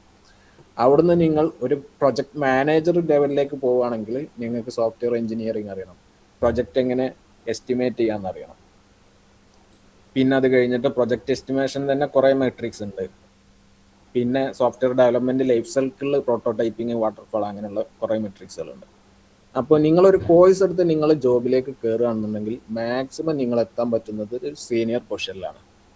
കാരണം അതിനപ്പുറത്തേക്കുള്ള ഒരു നോളേജ് നിങ്ങൾ പഠിച്ചിട്ടില്ല, അതിനെ പറ്റി നിങ്ങൾക്ക് ആരും പറഞ്ഞു തന്നിട്ടില്ല. നേരെ മറിച്ച് ഒരു കമ്പ്യൂട്ടർ ഡിഗ്രിയിലുള്ള ഒരുത്തൻ, അത് ഡിപ്ലോമ ആയിക്കോട്ടെ അല്ലെങ്കിൽ ബിടെക് ആയിക്കോട്ടെ, ഡിഗ്രീൻ്റെ കേസിലും ഓൾമോസ്റ്റ് ഓക്കെയാണ്. ഒരു പ്രൊഫഷണൽ ഡിഗ്രി ഉള്ളവന് എങ്ങനെയാണെന്ന് വെച്ച് കഴിഞ്ഞാൽ അവനക്ക് ഒരു കമ്പ്യൂട്ടർ ബിസിനസ്സിൻ്റെ എല്ലാ കാര്യങ്ങളും ഉണ്ടാവും. സോഫ്റ്റ്വെയർ ഡെവലപ്മെൻറ്റ് ഉണ്ടായിരിക്കും, UX എങ്ങനെ ചെയ്യേണ്ടതുണ്ടായിരിക്കും, കോഡിംഗ് ഉണ്ടായിരിക്കും. എല്ലാവരും കോഡിങ്ങിലാണ് ഫോക്കസ് ചെയ്യുക, പക്ഷേ അത് മാത്രമല്ല സോഫ്റ്റ്വെയർ എഞ്ചിനീയറിംഗ്. കോഡിംഗ് ഉണ്ടായിരിക്കും, ടെസ്റ്റിംഗ് ഉണ്ടായിരിക്കും, ഡിപ്ലോയ്മെൻറ്റ് ഉണ്ടായിരിക്കും, മെയിൻ്റനൻസ് ഉണ്ടായിരിക്കും. അപ്പോൾ ആ ഒരു പിക്ചർ നിങ്ങൾക്ക് കംപ്ലീറ്റ്ലി കിട്ടുന്നതുകൊണ്ട് ഒരു കമ്പ്യൂട്ടർ ഡിഗ്രി ഉള്ള ഒരുത്തന് ഒരു കോഴ്സ് എടുത്തുകൊണ്ട് ഒരു പൊസിഷനിൽ എത്തിക്കഴിഞ്ഞാൽ അവൻ ജൂനിയർ കഴിഞ്ഞ് സീനിയർ കഴിഞ്ഞ് പിന്നെ അവനക്ക് സുഖമായിട്ട് അപ്സ്കിൽ ചെയ്യുക. കാരണം എന്താണ് എൻവയോൺമെൻറ്റ്, എന്തൊക്കെ കാര്യങ്ങളാണെന്നുള്ളത് കംപ്ലീറ്റ് അവനക്ക് അറിയാം. കോളേജിൽ നിന്നുള്ളൊരു നോളേജ് ഉണ്ടാവുകയുള്ളൂ, പക്ഷേ അതിന് എന്ത് ചെയ്യുക, അവനക്ക് ബിൽഡ് ചെയ്യുക. കാരണം അപ്പോഴത്തേനും ഒരു സീനിയർ ആയപ്പോഴത്തേനും അവനക്ക് കംപ്ലീറ്റ്ലി വർക്കിൻ്റെ ഒരു നോളേജ് കിട്ടിയിട്ടുണ്ടാവും. അപ്പോൾ അതെല്ലാം കൂടി വെച്ച് അവനക്ക് അപ്പ് ചെയ്ത് പോവാം. നേരെ മറിച്ച് ആ ഒരു കോഴ്സിൻ്റെ നോളേജ് മാത്രം ഉള്ളതെന്നുണ്ടെങ്കിൽ അവനെ സംബന്ധിച്ച് അപ്പ് സ്കില്ലിങ് ഉണ്ടാവില്ല. പിന്നെ ഈ പറഞ്ഞ മാതിരി അവിടെ ടീമിൽ കുറേ ആളുകൾ ഉണ്ടാവുമല്ലോ, അപ്പോൾ സ്വാഭാവികമായിട്ടും നിങ്ങൾ എന്ത് ചെയ്യും, പുറത്തേക്ക് തള്ളപ്പെടും. കാരണം മറ്റാൾക്ക് കൂടുതൽ പെർഫോം ചെയ്യാൻ കഴിയും. കാരണം മറ്റാൾക്ക് കംപ്ലീറ്റ്ലി സിസ്റ്റംസ് അറിയാം. അതാണ് ഈ ഒരു കംപ്ലീറ്റ് ഡിഗ്രി ഇല്ലാതെ IT കയറുന്നതും നോർമലി ഒരു കോഴ്സ് എടുത്ത് കയറുന്നതും തമ്മിലുള്ള ഡിഫറൻസ്. ഇങ്ങനൊരു സൊല്യൂഷൻ ഉണ്ട് കേട്ടോ. അപ്പോൾ നമ്മൾ നോർമൽ ഒരു കോഴ്സ് എടുക്കുന്നതിന് പകരം ഒരു ചെറിയൊരു കോഴ്സ് എടുത്ത് നമ്മൾ ജോലിക്ക് കയറിയതിന് ശേഷം ആസ് എ പാർട്ട് ടൈം എന്നുള്ള ലെവലിൽ ഡിഗ്രി എടുക്കുന്നതാണ് ഏറ്റവും നല്ലത്. കാരണം ഇൻഡിപെൻഡൻ്റ് ആയിട്ട് തന്നെ നമുക്ക് വീട്ടുകാരെ ആശ്രയിക്കാതെ തന്നെ നമുക്ക് എന്ത് ചെയ്യാം, നമ്മുടെ ഡിഗ്രി കംപ്ലീറ്റ് ചെയ്യാം. നമ്മൾ ആ ഡിഗ്രി കംപ്ലീറ്റ് ചെയ്യുന്ന ഒരു 3 വർഷത്തിനുള്ളിൽ നമ്മൾ സീനിയർ പൊസിഷനിൽ എത്തിയിട്ടുണ്ടാവും. പ്ലസ് നമ്മുടെ കയ്യിൽ ഡിഗ്രി കൂടി ഉണ്ടെങ്കിൽ നമ്മൾ സാധാരണ ഒരു ഡിഗ്രി പഠിച്ചു വരുന്ന ഒരു സ്റ്റുഡൻറ്റ് പെർഫോം ചെയ്യുന്നതിനേക്കാളും സമയത്തിനുള്ളിൽ നമ്മളെന്തായിരിക്കും, അവനെക്കാളും കൂടുതൽ എക്സ്പീരിയൻസ് നമ്മൾ കവർ ചെയ്ത് കഴിഞ്ഞിട്ടുണ്ടാവും.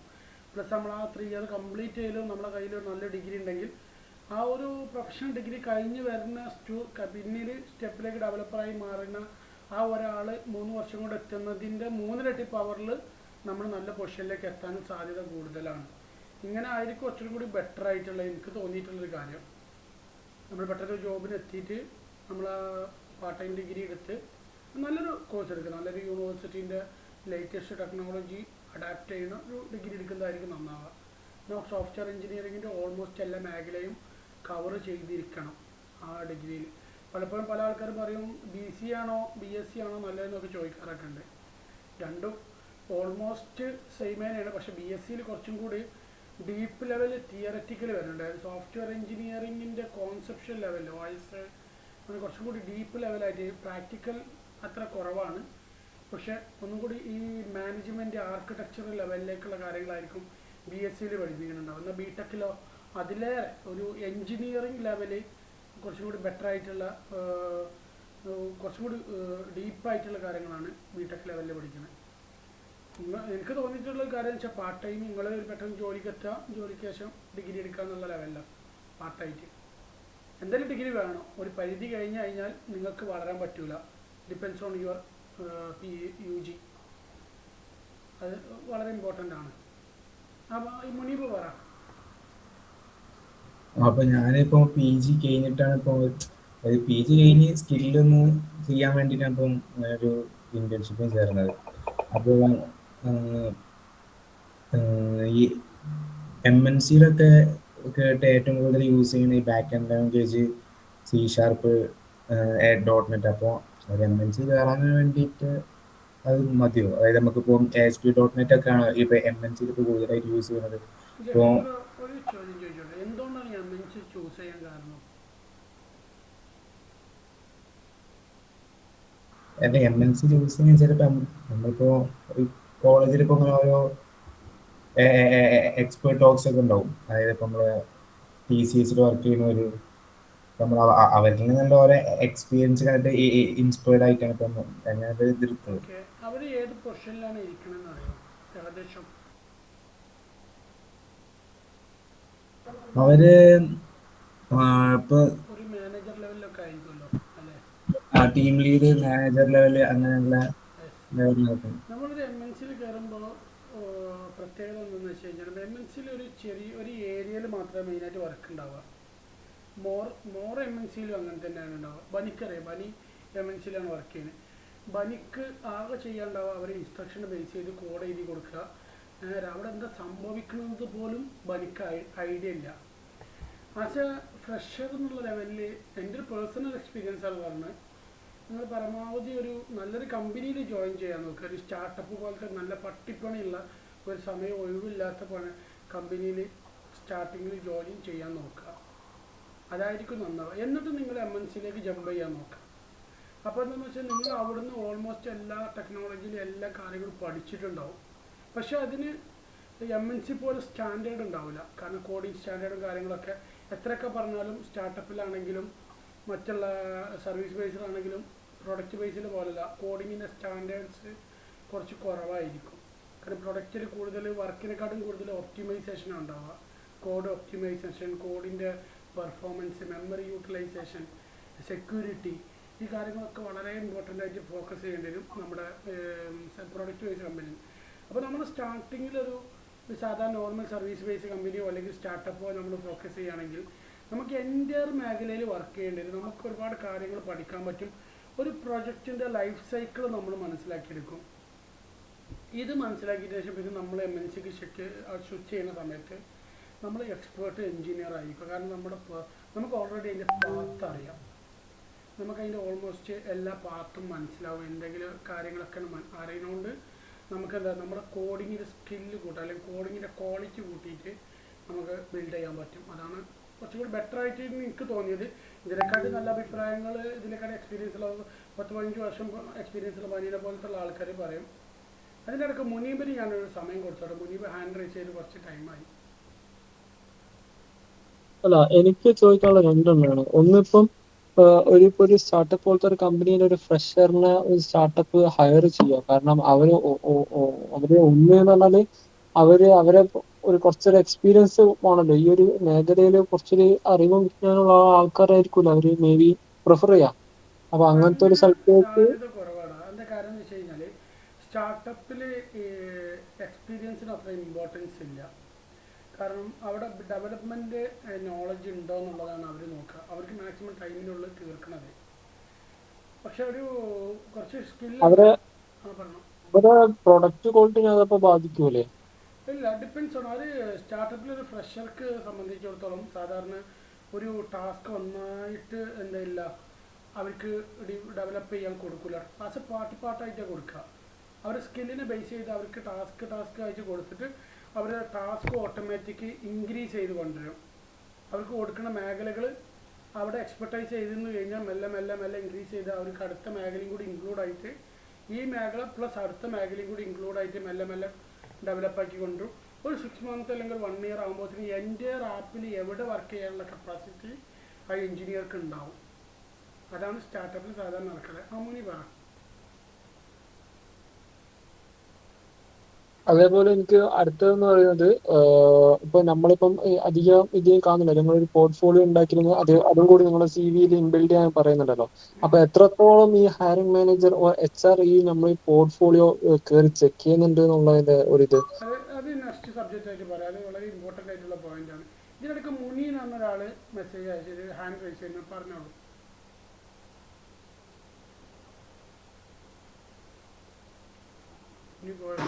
ഹലോ,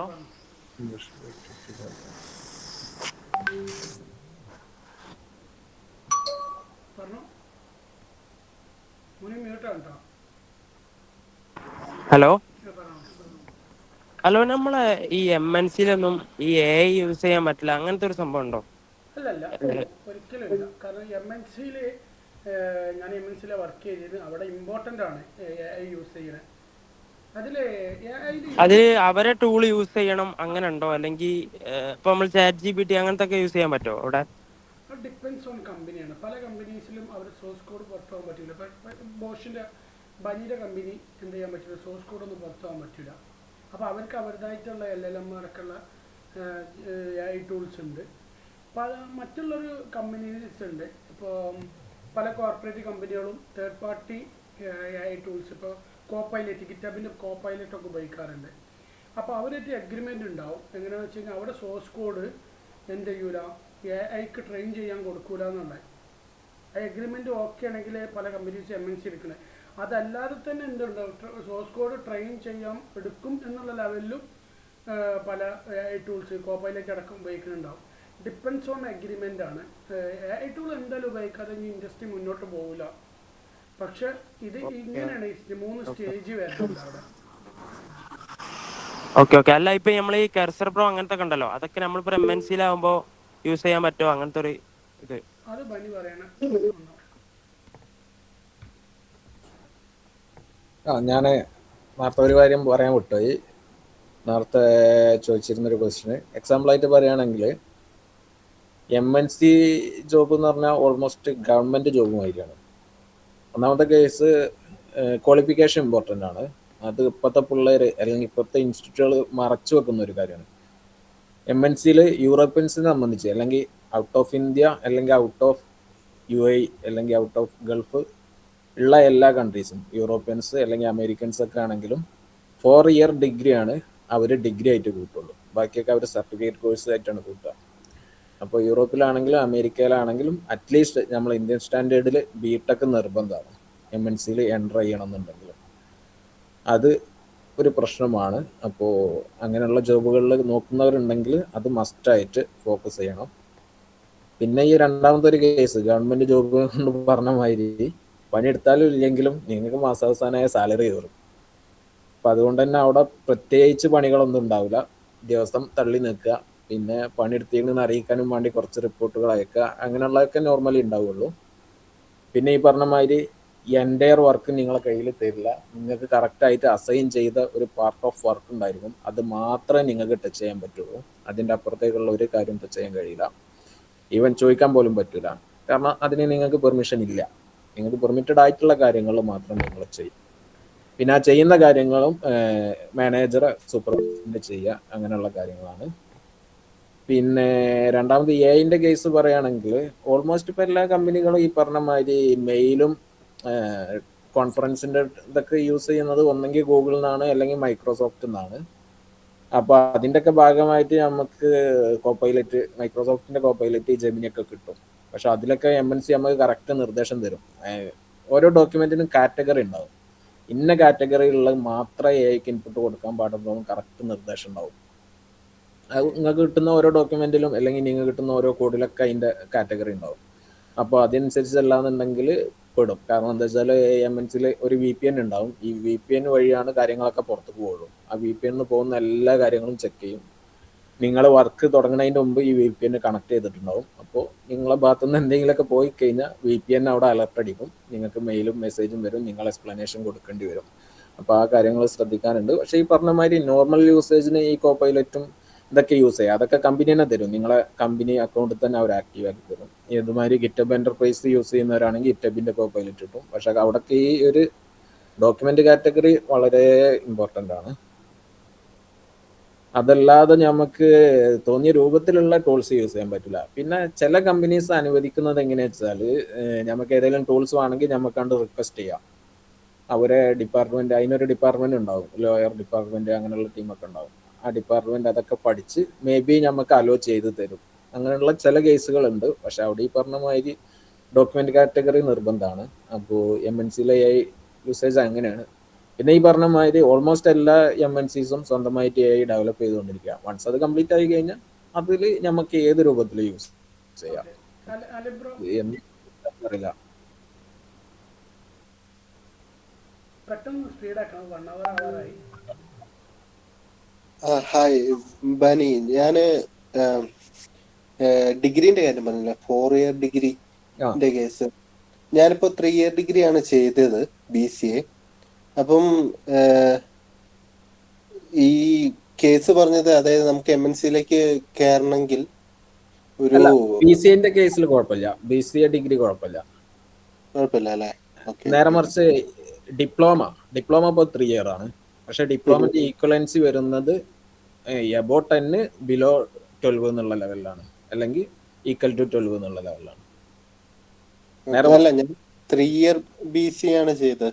അല്ല, അത് കുഴപ്പമില്ല. അത് ഡിഗ്രി ഓൾമോസ്റ്റ് എന്ത് ചെയ്യും, BCA കൂടെ തന്നെ വേറൊരു സാധനം ഉണ്ടായിരുന്നല്ലോ, ഞാൻ പറഞ്ഞു.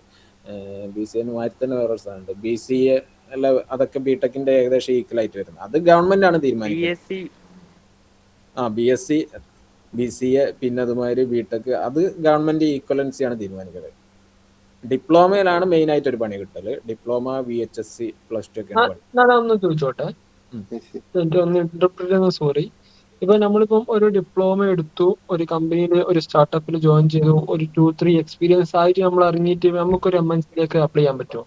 അതാണ് MNC-ന്റെ ഏറ്റവും വലിയ പ്രശ്നം. MNC കംപ്ലീറ്റ്ലി വർക്ക് ചെയ്യുന്നത് ഓട്ടോമേറ്റഡ് സിസ്റ്റത്തിലാണ്. മേ ബി അവിടുത്തെ എല്ലാവരും നിങ്ങൾ അറിയുന്നുണ്ടാവും. എനിക്ക് പോലും എന്ത് ചെയ്യാൻ കഴിയില്ല, ചില ഏരിയസിലേക്ക് കടന്നെല്ലാം കഴിയില്ല. കാരണം ആർക്കൊന്നും ചെയ്യാൻ കഴിയില്ല. സിസ്റ്റത്തിൽ ഇത് ഫീഡ് ചെയ്യണം. സിസ്റ്റത്തിൽ ഫീഡ് ചെയ്താൽ സിസ്റ്റം പറയും പറ്റൂല എന്ന്. സിസ്റ്റമാണ് കംപ്ലീറ്റ് നമ്മളെ മോണിറ്റർ ചെയ്യുന്നത്, സിസ്റ്റമാണ് കംപ്ലീറ്റ് സാലറിയും കാര്യങ്ങളും അയക്കുന്നത്. സിസ്റ്റം പറയും സാലറി അയക്കാൻ പറ്റില്ല എന്ന് പറയും. ആർക്കൊന്നും ചെയ്യാൻ കഴിയില്ല. ഇതിലൊരു പ്രത്യേകത കൂടെ ഉണ്ടാ, നമ്മളിപ്പോൾ ഗൂഗിൾ പോലത്തെ കമ്പനീസ് 5 year എക്സ്പീരിയൻസ് അല്ലെങ്കിൽ 4 year ഡിഗ്രി എന്ന് ചോദിക്കുന്നുണ്ട്. Depends on MNC company. അങ്ങനെ ചോദിക്കുന്നവരുണ്ട്, ട്രഡീഷണൽ സിസ്റ്റത്തിൽ പോരുന്നവരുണ്ട്. ഡിപ്പെൻസ് ഓൺ, അത്രേ പറയാൻ പറ്റുള്ളൂ. Thank you. ജഫീൻ, എൻ്റെ വേറെ എന്താ ഡൗട്ട്? പെട്ടെന്ന് വൈൻഡപ്പ് ചെയ്യണം. 1 hour ഞാനിപ്പോ IBM-ന്റെ ഒരു വേക്കൻസി അസോസിയേറ്റ് സിസ്റ്റം അങ്ങനത്തെ സംഭവത്തിന് അപ്ലൈ ചെയ്തിരുന്നത്. അപ്പോൾ അവർ ഇമെയിൽ വന്ന് വെച്ചാൽ ഇപ്പോൾ ഒരു അടുത്ത നെക്സ്റ്റ് സ്റ്റെപ്പിലേക്ക് മൂവ് ചെയ്യാൻ വേണ്ടിയിട്ട്, അതായത് കോഡിങ് അസസ്മെന്റ് ഒക്കെ ഉണ്ടെന്ന് പറഞ്ഞു. അപ്പോൾ അതിൽ നമ്മൾ പ്രാക്ടീസ് ചെയ്യുമ്പോൾ എങ്ങനത്തെ ക്വസ്റ്റ്യൻസ് ആണ് കൂടുതൽ പ്രാക്ടീസ് ചെയ്യുന്നത്? അതായത് ഹാർഡ് ലെവലാണോ, ലീഡ് കോഡ് ക്വസ്റ്റ്യൻസ് ആണോ? അപ്പോൾ ഈ അടുത്ത ഒരു 1 week ആയിട്ടുള്ള അപ്ലൈ ചെയ്തിട്ടുണ്ടാവുക.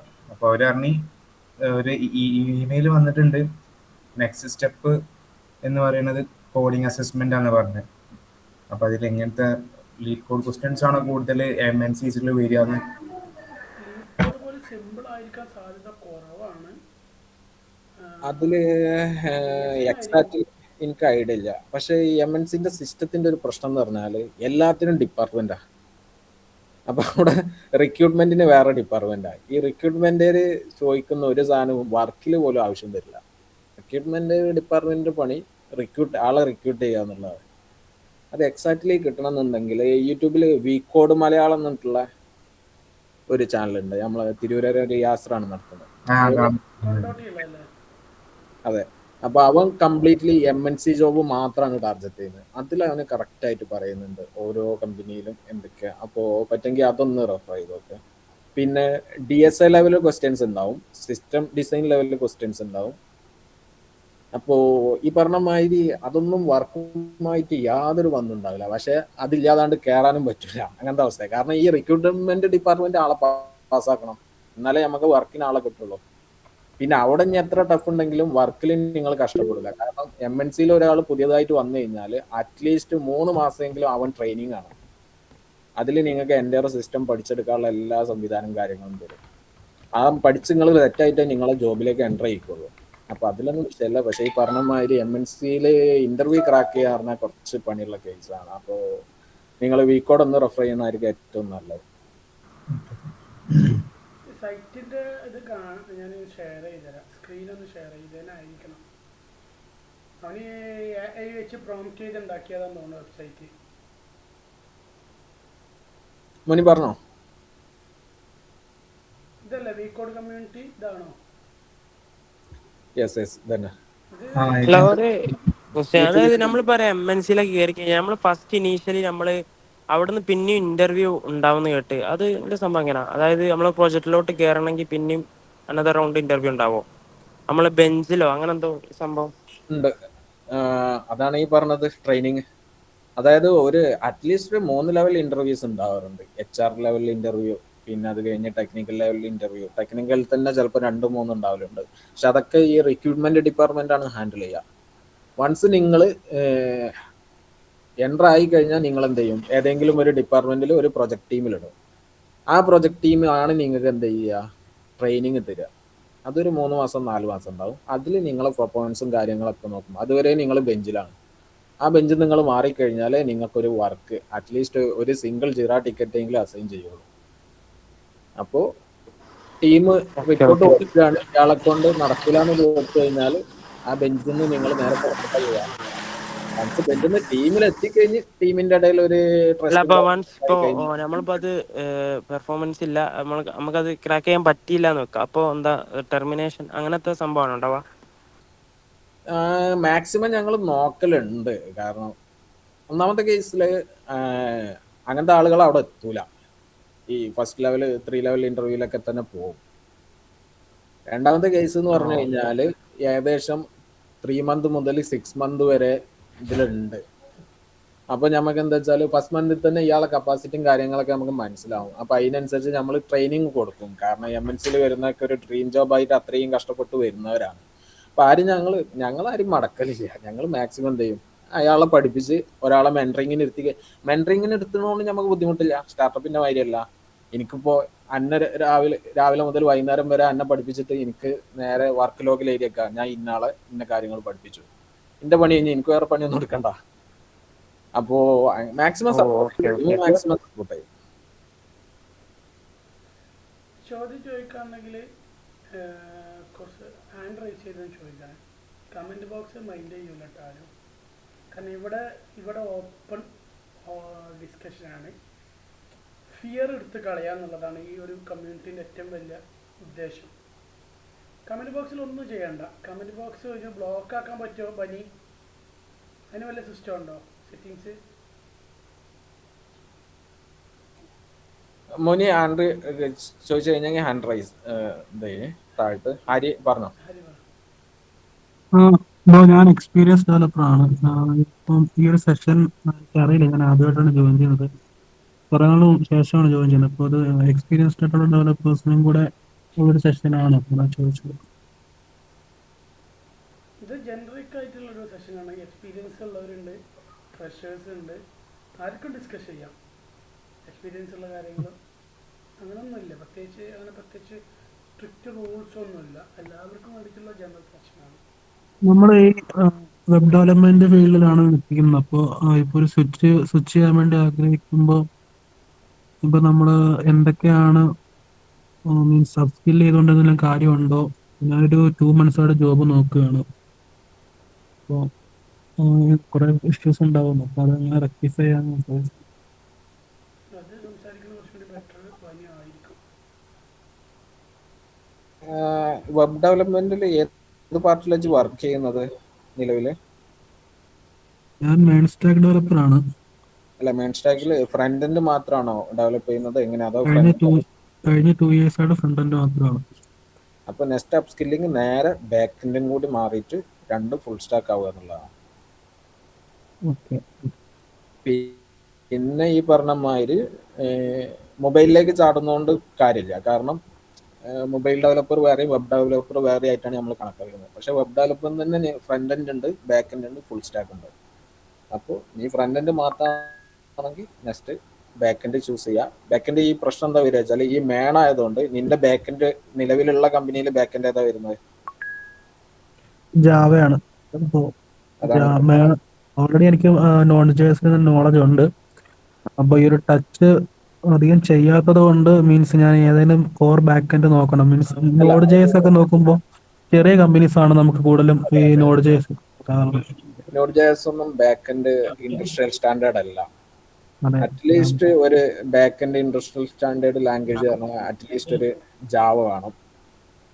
പിന്നെ ഒരു പ്രോപ്പർ ഇപ്പൊ ബാംഗ്ലൂരിലൊക്കെ ഒരു ട്രെൻഡ് പറഞ്ഞാൽ ഗോലാങ്, പിന്നെ അമേരിക്ക അങ്ങനത്തെ കേസിലൊക്കെ വരുമ്പോൾ റെസ്റ്റ്. അപ്പോൾ ഈവൻ പൈത്തൺ പോലും പലപ്പോഴും ഒഴിവാക്കുന്നുണ്ട് ബാക്ക് എൻഡിൽ നിന്ന്. അപ്പോൾ നോട് വെച്ച് ബാക്ക് എൻഡിൽ നമ്മൾ പോയിട്ട് കാര്യമില്ല. യെസ്, ഗോലാങ് ആണ് ഇപ്പോൾ ബാംഗ്ലൂരിലൊക്കെ സ്റ്റാൻഡേർഡ് വന്നിട്ടുള്ളത്. പക്ഷെ എൻ്റെ കേസിൽ മേ ബി ബാക്ക് എൻഡും കൂടി ഒന്ന് വർക്കൗട്ട് ചെയ്യുകയാണെങ്കിൽ കൂടുതൽ ഓപ്പർച്യൂണിറ്റീസ് ഉണ്ടാവും. നമ്മള് ഡെവോപ്സ് നോളജൂടെ പഠിക്കുന്നതുകൊണ്ട് യൂസ് ഉണ്ടാവും. മീൻസ് ഒരു ബിഗ് കമ്പനീസിലേക്ക് പോകുമ്പോൾ ഫുൾ സ്റ്റാക്ക് ഡെവലപ്സ് പണ്ട് നമുക്ക് ഡെവോപ്സിന് നമുക്ക് പൊസിഷൻ ഉണ്ടായിരുന്നില്ല. അപ്പൊ നമുക്ക് ഭയങ്കര അഡ്വാൻറ്റേജ് ആയിരുന്നു. കാരണം ഒരു ഫുൾ സ്റ്റാക്ക് ഡെവലപ്പർ, അവനക്ക് ഡിപ്ലോയ്മെന്റ് കാര്യങ്ങൾ അറിയാം.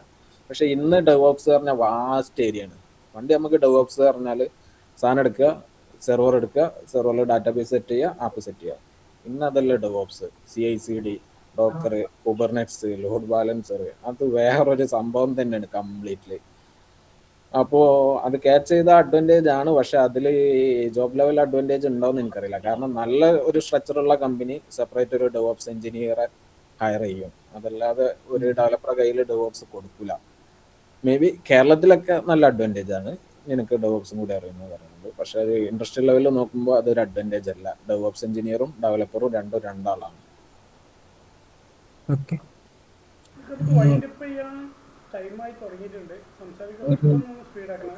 ജെഫിനെ പറയാം, പെട്ടെന്ന് പറയാം. C# നമ്മൾ ബാക്ക് എൻഡ് യൂസ് ചെയ്യണ ഇപ്പം നല്ലതല്ല. അതായത് ഇപ്പോൾ കമ്പയറിംഗ് ടു നോഡ് ജെഎസ് അങ്ങനെ കമ്പയർ ചെയ്യുമ്പോൾ C# ഓൾമോസ്റ്റ് ജാവന്റെ ഈക്വലന്റ് ആയിട്ട് വരുന്നതാണ്. പക്ഷെ ഈ പറഞ്ഞ മാതിരി C# അഡോപ്റ്റേഷൻ കുറവാണ്. C# എന്താ പണ്ട് പ്രശ്നം പറ്റിച്ചാൽ C# ഇൻട്രൊഡ്യൂസ് ചെയ്ത ടൈമിൽ വിൻഡോസിൽ മാത്രമേ വർക്ക് ചെയ്യുള്ളായിരുന്നു. .NET frame work. അത് കാരണം എന്ത് ചെയ്യാൻ പറ്റില്ല, കമ്പനികൾക്കൊന്നും അഡോപ്റ്റ് ചെയ്യാൻ പറ്റില്ല. ഇന്നോല് ലിനക്സിലുണ്ട്, .NET Core ഉണ്ട്. പക്ഷെ അപ്പോൾ എന്ത് ചെയ്തു, അതിനപ്പുറത്തേക്കുള്ള ലാംഗ്വേജുകൾ ഫീൽഡ് കൈയടക്കി. അപ്പോൾ ഈ പറഞ്ഞ മാതിരി ഓപ്പർച്യൂണിറ്റീസ് കുറവാണ്. അഡോപ്റ്റേഷൻ വളരെ കുറഞ്ഞു പോയതുകൊണ്ട് പുതിയ ടീംസ് ഒന്നും C# അഡോപ്റ്റ് ചെയ്യുന്നില്ല. അത്യാവശ്യം കാണുന്നുണ്ടോ? എങ്ങനെ കേട്ടില്ല?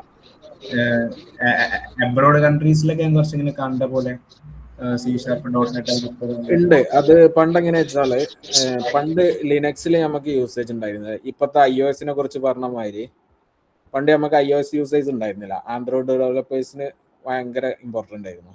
ഇന്നിപ്പോൾ ആൻഡ്രോയിഡ് ഡെവലപ്മെന്റിന് ഇമ്പോർട്ടൻ്റ് ഇല്ലാത്ത എന്താ വെച്ചാൽ ആൻഡ്രോയിഡിന്റെ അതേ ഒരു അളവിൽ എന്ത് വന്നു, iOS വന്നു. അപ്പോൾ iOS നമുക്ക് ഔട്ട് ചെയ്യൽ നിർബന്ധമായി. സ്വാഭാവികമായിട്ട് എന്ത് ചെയ്തു, റിയാക്ട് നാറ്റീവ് ഡെവലപ്പേഴ്സിനും ഫ്ലട്ടർ ഡെവലപ്പേഴ്സിനും ഇമ്പോർട്ടൻസ് കൂടി. കാരണം സിംഗിൾ കോഡ് ബേസിൽ നിന്ന് ഉണ്ടാക്കാം. അതൊരു കേസാണ് ഇപ്പോൾ ഈ C# കേസിൽ വന്നത്. ആക്ച്വലി എന്ത് ചെയ്തില്ല, വിൻഡോസിൽ മാത്രം അവർ ഒതുങ്ങിയിരുന്നു. പക്ഷെ ഇപ്പോൾ യൂസേഴ്സ് കംപ്ലീറ്റ്ലി ലിനക്സ് ബേസിലേക്കും മാക്കിലേക്കൊക്കെ കൂടുതൽ വന്നപ്പോൾ പിന്നെ ഈ പറഞ്ഞ മാതിരി മാക്കും ലിനക്സ് ഒക്കെ നോർമൽ യൂസേഴ്സിന് കൂടുതൽ ആക്സസിബിൾ ആയപ്പോൾ അവർ സ്വാഭാവികമായിട്ടും ഔട്ടായി പോയി. ഉണ്ട് കുറേ കമ്പനീസ് ഇന്നും ഈ പറഞ്ഞ മാതിരി C# നിൽക്കുന്നുണ്ട്. പിന്നെ കുറേ കമ്പനീസിന് ഡയറക്റ്റ്ലി മൈക്രോസോഫ്റ്റ് സർവീസസുകൾ പ്രൊവൈഡ് ചെയ്യുന്നുണ്ട്. കുറേ കമ്പനീസ് അസ്യൂറിൽ നിൽക്കുന്നവരുണ്ട്. അവരൊക്കെ പ്രിഫർ ചെയ്യുന്നത് C# ആണ്. അപ്പോൾ അങ്ങനെയുള്ള കമ്പനികളിൽ കയറി കഴിഞ്ഞാൽ അതവിടെ ഉണ്ടാവും. അതല്ലാതെ ഇപ്പോൾ ഗോലാങ്ക് അല്ലെങ്കിൽ റെസ്റ്റ് ഒക്കെ പോകുന്ന മാതിരി ഒരു വൈഡ് അഡോപ്റ്റേഷൻ ഇല്ല. ജാവ ഒക്കെ പോകുന്ന മാതിരി ഒരു ഭാഗത്തുണ്ട്, ഒരു ടീം മാത്രം സ്പെസിഫിക്കലി യൂസ് ചെയ്യുന്നുണ്ട്. ആ രൂപത്തിലാണ്.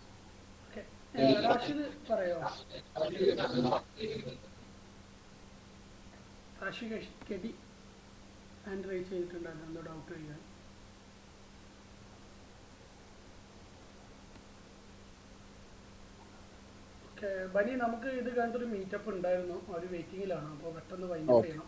1 ഹവറിന് മേലെ ഇസാക്ക് ക്ലിയർ ആടാ? ഇഷാക്ക് എന്തോന്ന് പറഞ്ഞല്ലോ. അല്ല ഞാൻ പറഞ്ഞ വെച്ചാല് ഇപ്പോ നമ്മളെല്ലാം ഓൾറെഡി കോഡ് സ്പ്രിംഗ് ജാവയിലുണ്ട് മൊത്തത്തിൽ ബാക്കിൽ. ഓക്കെ. അപ്പൊ ഇപ്പോ പുതിയ പുതിയ റിക്വയർമെന്റ്, പുതിയ പുതിയ ഇംപ്ലിമെന്റേഷൻ ചേഞ്ച് വോയിസ് ക്ലിയർ അല്ല, ഇസാക്ക് വോയിസ് ക്ലിയർ അല്ല. പുതിയ പുതിയ റിക്വയർമെന്റ്സ് വരുമ്പോ അവരെന്താ ചെയ്യുന്ന വെച്ചാല് ജാവനെ റീപ്ലേസ് ചെയ്തിട്ട് അവര് ഗോയിലേക്ക് മാറിക്കൊണ്ടിരിക്കുകയാണ്. അതായിരുന്നു ഞാൻ പറഞ്ഞത്. അതെ അതെ, ഗോ ലാംഗ്വേജ് നല്ല വർക്കിംഗ് ആണ്.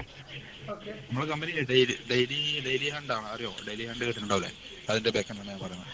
ഓക്കെ ഓക്കെ ഓക്കെ, വേറെ ഒന്നും ഇല്ലല്ലോ, നമുക്കിന്ന് വൈൻഡ് ചെയ്താലോ? വേറെ ഒന്നും ഇല്ലല്ലോ. ആർക്കെങ്കിലും വേറെ എന്തെങ്കിലും ഉണ്ടോ ചോദിക്കാൻ? പുതിയതായിട്ട് കയറി വന്ന ആളുകൾ എന്തെങ്കിലും അഭിപ്രായങ്ങളുണ്ടെങ്കിൽ ഇപ്പോൾ ചോദിക്കട്ടെ. ഡൗട്ടുകളൊക്കെ ഉണ്ടെങ്കിൽ ഒരു 5 മിനിറ്റും കൂടി ടൈം തരാം. 21 പറഞ്ഞോളൂ. UI/UX ഫ്രീലാൻസ് ചെയ്യാൻ ബെറ്റർ ആയിട്ട് എങ്ങനെ വരുന്നത്? ബനി, നോ ഐഡിയ. ഞാൻ ഡിസൈനുമായിട്ട് യാതൊരു ബന്ധമില്ല. ഇല്ല അല്ലേ? അത് ഡിസൈനേഴ്സ് ആരെങ്കിലും ഉണ്ട് ഇതിൽ? ഇല്ല, ഇതിൽ എല്ലാവരും ഡെവലപ്പേഴ്സ് തോന്നുന്നു. അതിൽ UI/UXന്റെ ഒരു കാര്യം ഉണ്ട്. അതായത് നമ്മൾ ഓൺലൈനായിട്ടുള്ള നമ്മുടെ ഇതുണ്ടല്ലോ, ഫ്രീലാൻസർ പോലത്തെ സൈറ്റുകളിൽ നമുക്ക് അവസരങ്ങളുണ്ട്. പക്ഷെ അത് എത്രത്തോളം കിട്ടും എന്നുള്ളത് കുറച്ച് കോംപ്ലക്സ് മാർക്കറ്റാണത്. പിന്നെ ഫ്രീലാൻസർ കോൺട്രാക്റ്റ് എടുക്കുന്ന സമയത്ത് എടുക്കാറുണ്ട്. യൂസറിന് എത്ര എക്സ്പീരിയൻസ് ഉണ്ട്? ഞാൻ ആദ്യം ഫാക്കൽറ്റി ആയിട്ട് വർക്ക് ചെയ്തിരുന്നതാണ്. പിന്നെ ഇപ്പൊ നമ്മൾ ഇതുപോലെ സ്റ്റാർട്ടപ്പ് കമ്പനിയിലുണ്ട്. പക്ഷെ സ്റ്റാർട്ടപ്പ് കമ്പനി ആയതുകൊണ്ട് തന്നെ എപ്പോഴെപ്പോഴും വർക്കില്ല. അപ്പൊ നമുക്ക് ചെയ്ത് നോക്കാൻ പറ്റുമെന്ന് അറിയാൻ വേണ്ടിട്ടായിരുന്നു. എത്ര എക്സ്പീരിയൻസ് ആയി ഇപ്പോൾ UI/UXൽ? 2 വർഷം, ഇപ്പൊ 3 വർഷം ആവാനായി. ഓക്കെ, ഒന്ന് പേഴ്സണലി ഒന്ന് മെസ്സേജ് അയക്കോ.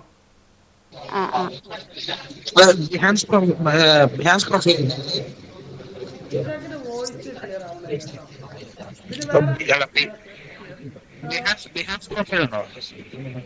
ബിഹാൻസിൽ പ്രൊഫൈൽ ഉണ്ട്. കാരണം ഞാൻ ഫാക്കൽറ്റി ആയതുകൊണ്ട് തന്നെ കൂടുതൽ വർക്ക് ചെയ്തിട്ടിട്ടില്ല. അപ്പൊ പോർട്ട്ഫോളിയോ ഒന്ന് മെച്ചപ്പെട്ടെന്ന് വരും ഫസ്റ്റ്. നെക്സ്റ്റ് വേറെ എന്തെങ്കിലും ഡൗട്ട് എന്തെങ്കിലും ഉണ്ടോ? പെട്ടെന്ന് വൈൻഡപ്പ് ചെയ്യണം, നമ്മൾ ടൈം വെയിറ്റിംഗിലാണ്. അതാ ഞാൻ നേരത്തെ ചോദിച്ച പോലെ മറ്റേ നമ്മളെ പോർട്ട്ഫോളിയോ എത്രത്തോളം ചെക്ക് ചെയ്യാനുള്ളത്, അത് വലിയ വാസ്റ്റ് ഏരിയ ആണെങ്കിൽ നമുക്ക് പിന്നൊരു ദിവസം ഡിസ്കസ് ചെയ്യാം. ചെറിയ ഇതില് അതില് മുനീബ സിമ്പിൾ ആയിട്ട് പറയുകയാണെങ്കിൽ HR-മാര് ചെക്ക് ചെയ്യാറില്ല, അത് നേരെ ടെക്നിക്കൽ ഡിപ്പാർട്ട്മെന്റ്. ഞാൻ വിട്ടുപോയി. റിവ്യൂ ചെയ്യുന്ന സമയത്ത് അത് മുനീബ് ചോദിച്ചത് നന്നായിട്ടോ, ഞാനിവിടെ നോട്ട് ചെയ്ത് വെച്ചിരുന്നു, ഞാൻ പറയാൻ വിട്ടുപോയതാ. അതായത് നമ്മൾ റെസ്യൂം അപ്ലൈ ചെയ്യുന്ന സമയത്ത് ATS ചെക്കിങ് നടത്തണം. ChatGPT-യിലോ ജെമിനിയിലോ അല്ലെങ്കിൽ ATS ചെക്കർ ടൂൾസ് ഉണ്ട്. നമ്മൾ റെസ്യൂം കൊടുക്കുമ്പോൾ 80% അപ്പോൾ ATS അപ്രൂവൽ ആണെങ്കിൽ നമ്മൾ പഴയ കാലത്ത് നമ്മൾ അപ്ലൈ ചെയ്യുന്ന സമയത്ത് ATS ചെക്കിങ് ഒന്നും ഉണ്ട്. പക്ഷെ ഇത്ര വാസ്റ്റായിട്ട് എന്തില്ല, ഡെവലപ്പേഴ്സ് ഉണ്ടായിരുന്നില്ല. അപ്പോൾ അവർക്ക് ഏകദേശം ഒരു ഏറിപ്പോയാൽ ഒരു 100 ആപ്ലിക്കേഷൻസ് പെർ മന്ത് ഒക്കെ കിട്ടുമല്ലോ. അപ്പോൾ അതേ ഒരു ഡെയിലി ഒരു 10 റിവ്യൂ ചെയ്യാന്ന് പറഞ്ഞു കഴിഞ്ഞാലൊന്നും വലിയ ബുദ്ധിമുട്ടുള്ള കാലമല്ല. പക്ഷേ ഇന്നത്തെ കേസിൽ ലിങ്ക്ഡിൻ പോലത്തെ പ്രൊഫൈൽസും അങ്ങനത്തെ സെറ്റപ്സും ഒക്കെ ഉണ്ടായപ്പോൾ നമ്മൾ ആപ്ലിക്കേഷൻ കൊടുക്കണം പെർ ഡേ 100+ അതായത് റിക്വസ്റ്റുകൾ, അതായത് ആപ്ലിക്കേഷൻസ് അവർക്ക് പെർ ഡേ വരുന്നുണ്ട്. അതായത് 100+ ആണ്. അതൊരു പോസ്റ്റ് അവർ ജോബ് വാക്കൻസി ഇട്ടിട്ടുണ്ടെങ്കിൽ അവർക്ക് പോസ്റ്റ് ചെയ്ത് ഒരു 2 hour 3 hourനുള്ളിൽ തന്നെ ചിലപ്പം 100 കഴിഞ്ഞു പോകാറുണ്ട്. അപ്പോൾ അതിൻ്റെ ഉള്ളിൽ നമ്മൾ കൊടുക്കുന്ന റെസ്യൂം അവർ സിസ്റ്റത്തിലേക്കാണ് ഫീഡ് ചെയ്യുന്നുണ്ടാവുക. അപ്പോൾ ആ സിസ്റ്റം എന്ത് ചെയ്യുന്നുണ്ടാവും, ATS ഫ്രണ്ട്ലി ആണോ നോക്കും. ATS അല്ലാത്തത് മുഴുവൻ റിജക്റ്റ് ആക്കി കളയും. കാരണം അവർക്ക് വേണ്ട കണ്ടന്റ് ATS-ൽ ഉണ്ടാവുള്ളൂ. അവർ കൊടുത്തിട്ട് ATS മീൻസ് കുറച്ച് കീവേഡ്സ് ആണ്, അവർക്ക് വേണ്ട റിക്വയർമെൻറ്റ്സിൻ്റെ കീവേഡ്സ് ആണ്. ആ റിക്വയർമെൻറ്റ്സ് മാച്ച് ചെയ്തിട്ടാണെങ്കിൽ നമ്മൾ റെസ്യൂം ബിൽഡ് ചെയ്യേണ്ടത്. അങ്ങനെ വരുമ്പോൾ ആണ് എന്ത് ചെയ്യുക, നമ്മൾ ഇൻ്റർവ്യൂവർ കോൾ ചെയ്യുക. അതിൽ സോർട്ട് ഔട്ട് ചെയ്തിട്ട് സിസ്റ്റം കൊടുക്കുന്ന റെസ്യൂംസ് എടുത്തിട്ടായിരിക്കും ഇൻ്റർവ്യൂവർ നമുക്ക് കോൾ ചെയ്യുന്നുണ്ടാവുക. അതാണ് ഇമ്പോർട്ടൻറ്റ്. ATS ഫ്രണ്ട്ലി ആക്കാനുള്ള കുറച്ച് കാര്യങ്ങളൊക്കെ ഞാൻ പിന്നെ പറഞ്ഞുതരാം. ഞാൻ ഉപയോഗിച്ച കുറച്ച് മെത്തേഡ് ഉണ്ട്. പിന്നെ എനിക്ക് കുറച്ച് മെൻറ്റർഷിപ്പ് കാര്യങ്ങൾ കിട്ടിയപ്പോൾ ഞാൻ അവിടുന്ന് കുറച്ച് കാര്യങ്ങൾ പഠിച്ചിട്ടുണ്ട്. നമുക്ക് വഴിയായിട്ട് ഡീറ്റെയിൽ ആയിട്ടൊരു ടോപ്പിക് നമുക്ക് വെക്കാം. ഒന്ന് നോട്ട് ചെയ്ത് വെച്ചോ, വേണമെങ്കിൽ നമുക്ക് നെക്സ്റ്റ് മീറ്റിംഗിൽ നമുക്ക് ഓക്കെ ഓക്കെ, വർക്കൗട്ട് ഞാൻ ചെയ്യാം. നോട്ട് ചെയ്ത് വെച്ചിരുന്നു. അത് നല്ലൊരു ടോപ്പിക് ആയിട്ട് തന്നെ, ഒരു ക്വാളിറ്റി ഉള്ള ടോപ്പിക് ആയിട്ട് ഇതേപോലെ ജനറിക് മീറ്റിംഗ് അല്ലാതെ തന്നെ നമുക്ക് ഇടണം അത്. പിന്നെ ഓക്കെ, ഡൗട്ട് ഇതിലൊരു കാര്യം കൂടി അവസാനമായിട്ട് ജെഫിൻ പറഞ്ഞോ, പെട്ടെന്ന് പറ. മറ്റേ ബ്രോട്ടോ ടൈപ്പ് പോലത്തെ സംഭവങ്ങളൊക്കെ എപ്പോഴും ഫ്രഷേഴ്സ് ആണല്ലോ, പക്ഷെ അവര് അപ്ലൈ ചെയ്യുന്ന ടൈമിൽ നല്ല എക്സ്പീരിയൻസ് ഉള്ള പോസ്റ്റിനാണ് അപ്ലൈ ചെയ്യുന്നത്. അതിപ്പം എങ്ങനെയാണ് ഇപ്പോൾ ഒരു ഈ എക്സ്പീരിയൻസ്ഡ് ആയിട്ടുള്ള ഒരു ജോബ് നമ്മളെങ്ങനെ മറ്റേ അച്ചീവ് ചെയ്യാം? ഇപ്പം നമ്മൾ ഓൾറെഡി ഒരു ഫ്രഷർ ആണല്ലോ, അപ്പൊ നമുക്ക് എക്സ്പീരിയൻസ് ഉള്ളത് നമുക്ക് മറ്റേ ക്രാക്ക് ചെയ്യാൻ പറ്റുമോ? നമ്മളിപ്പോ ഒരു അതിപ്പോൾ പറയാൻ വാസ്റ്റ് ആയിട്ടുള്ളൊരു ഏരിയയാണ്. ഞാൻ നോട്ട് ചെയ്ത് വെച്ചത്, അത് നമുക്ക് പിന്നെ ഒരു ദിവസം ഡീറ്റെയിൽ ആയിട്ട് സംസാരിക്കാം. നീ ഇപ്പോൾ വേണമെങ്കിൽ നാളെ ഒരു മീറ്റിംഗ് വെക്കാം. ഞാൻ ഇവിടെ നോട്ട് ചെയ്ത് വെക്കട്ടെ.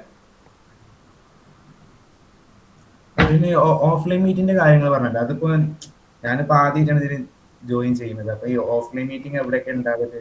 അത് ഓഫ്ലൈൻ മീറ്റിന്റെ അഡ്മിനിസ്ട്രേഷൻ ടീം പെട്ടതാണ് ബനി, മുനീബ് അവരൊക്കെ. അഡ്മിനിസ്ട്രേഷൻ ടീം മീൻസ് നമ്മുടെ ഓഫ്ലൈൻ കമ്മ്യൂണിറ്റിയുടെ സെക്രട്ടറി, പ്രസിഡന്റ്, ജനറൽ സെക്രട്ടറി അടക്കമുള്ള ടീം പെട്ട. ഓഫ്ലൈൻ മീറ്റിന്റെ ഫസ്റ്റ് മീറ്റപ്പ് നമ്മൾ നടന്നിട്ടുണ്ട്. അത് ഗവൺമെന്റിന്റെ ഓർഗനൈസേഷനായിട്ട് രജിസ്റ്റർ ചെയ്തിട്ടുണ്ട്. അതിൻ്റെ ഒരു അഡ്മിനിസ്ട്രേഷൻ മീറ്റിംഗ് കഴിഞ്ഞിട്ടുണ്ടെങ്കിൽ പബ്ലിക്കിലേക്ക് നമ്മൾ ഹോസ്റ്റ് ചെയ്യും. അതെല്ലാ ഗ്രൂപ്പിലും നമ്മൾ അറിയിക്കും. മുനീബിനായിട്ട് ഒന്ന് കണക്ട് ചെയ്ത് കഴിഞ്ഞാൽ, മുനീബ് ഒന്ന് ജെഫിന് എനിക്കൊന്ന് മെസ്സേജ് അയക്കുകയാണെങ്കിൽ ഞാൻ എന്ത് ചെയ്യും, മുനീബിനായിട്ട് കണക്ട് ചെയ്യാനുള്ള സജ്ജീകരണം ചെയ്തുതരാം.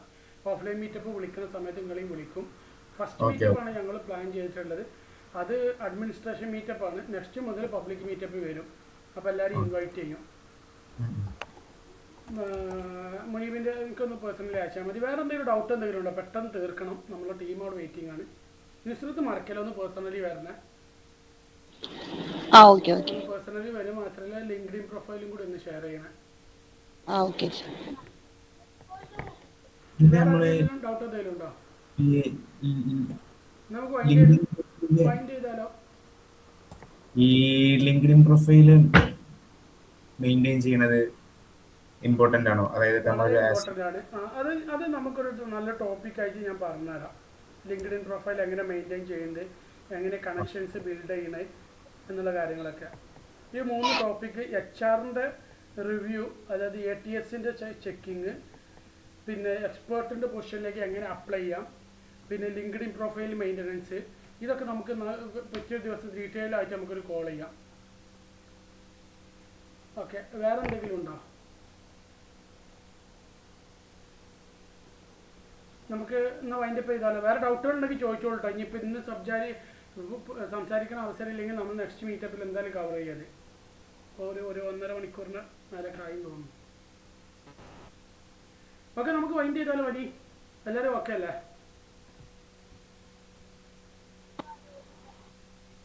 ഓക്കെ ആണ്. Okay, good night.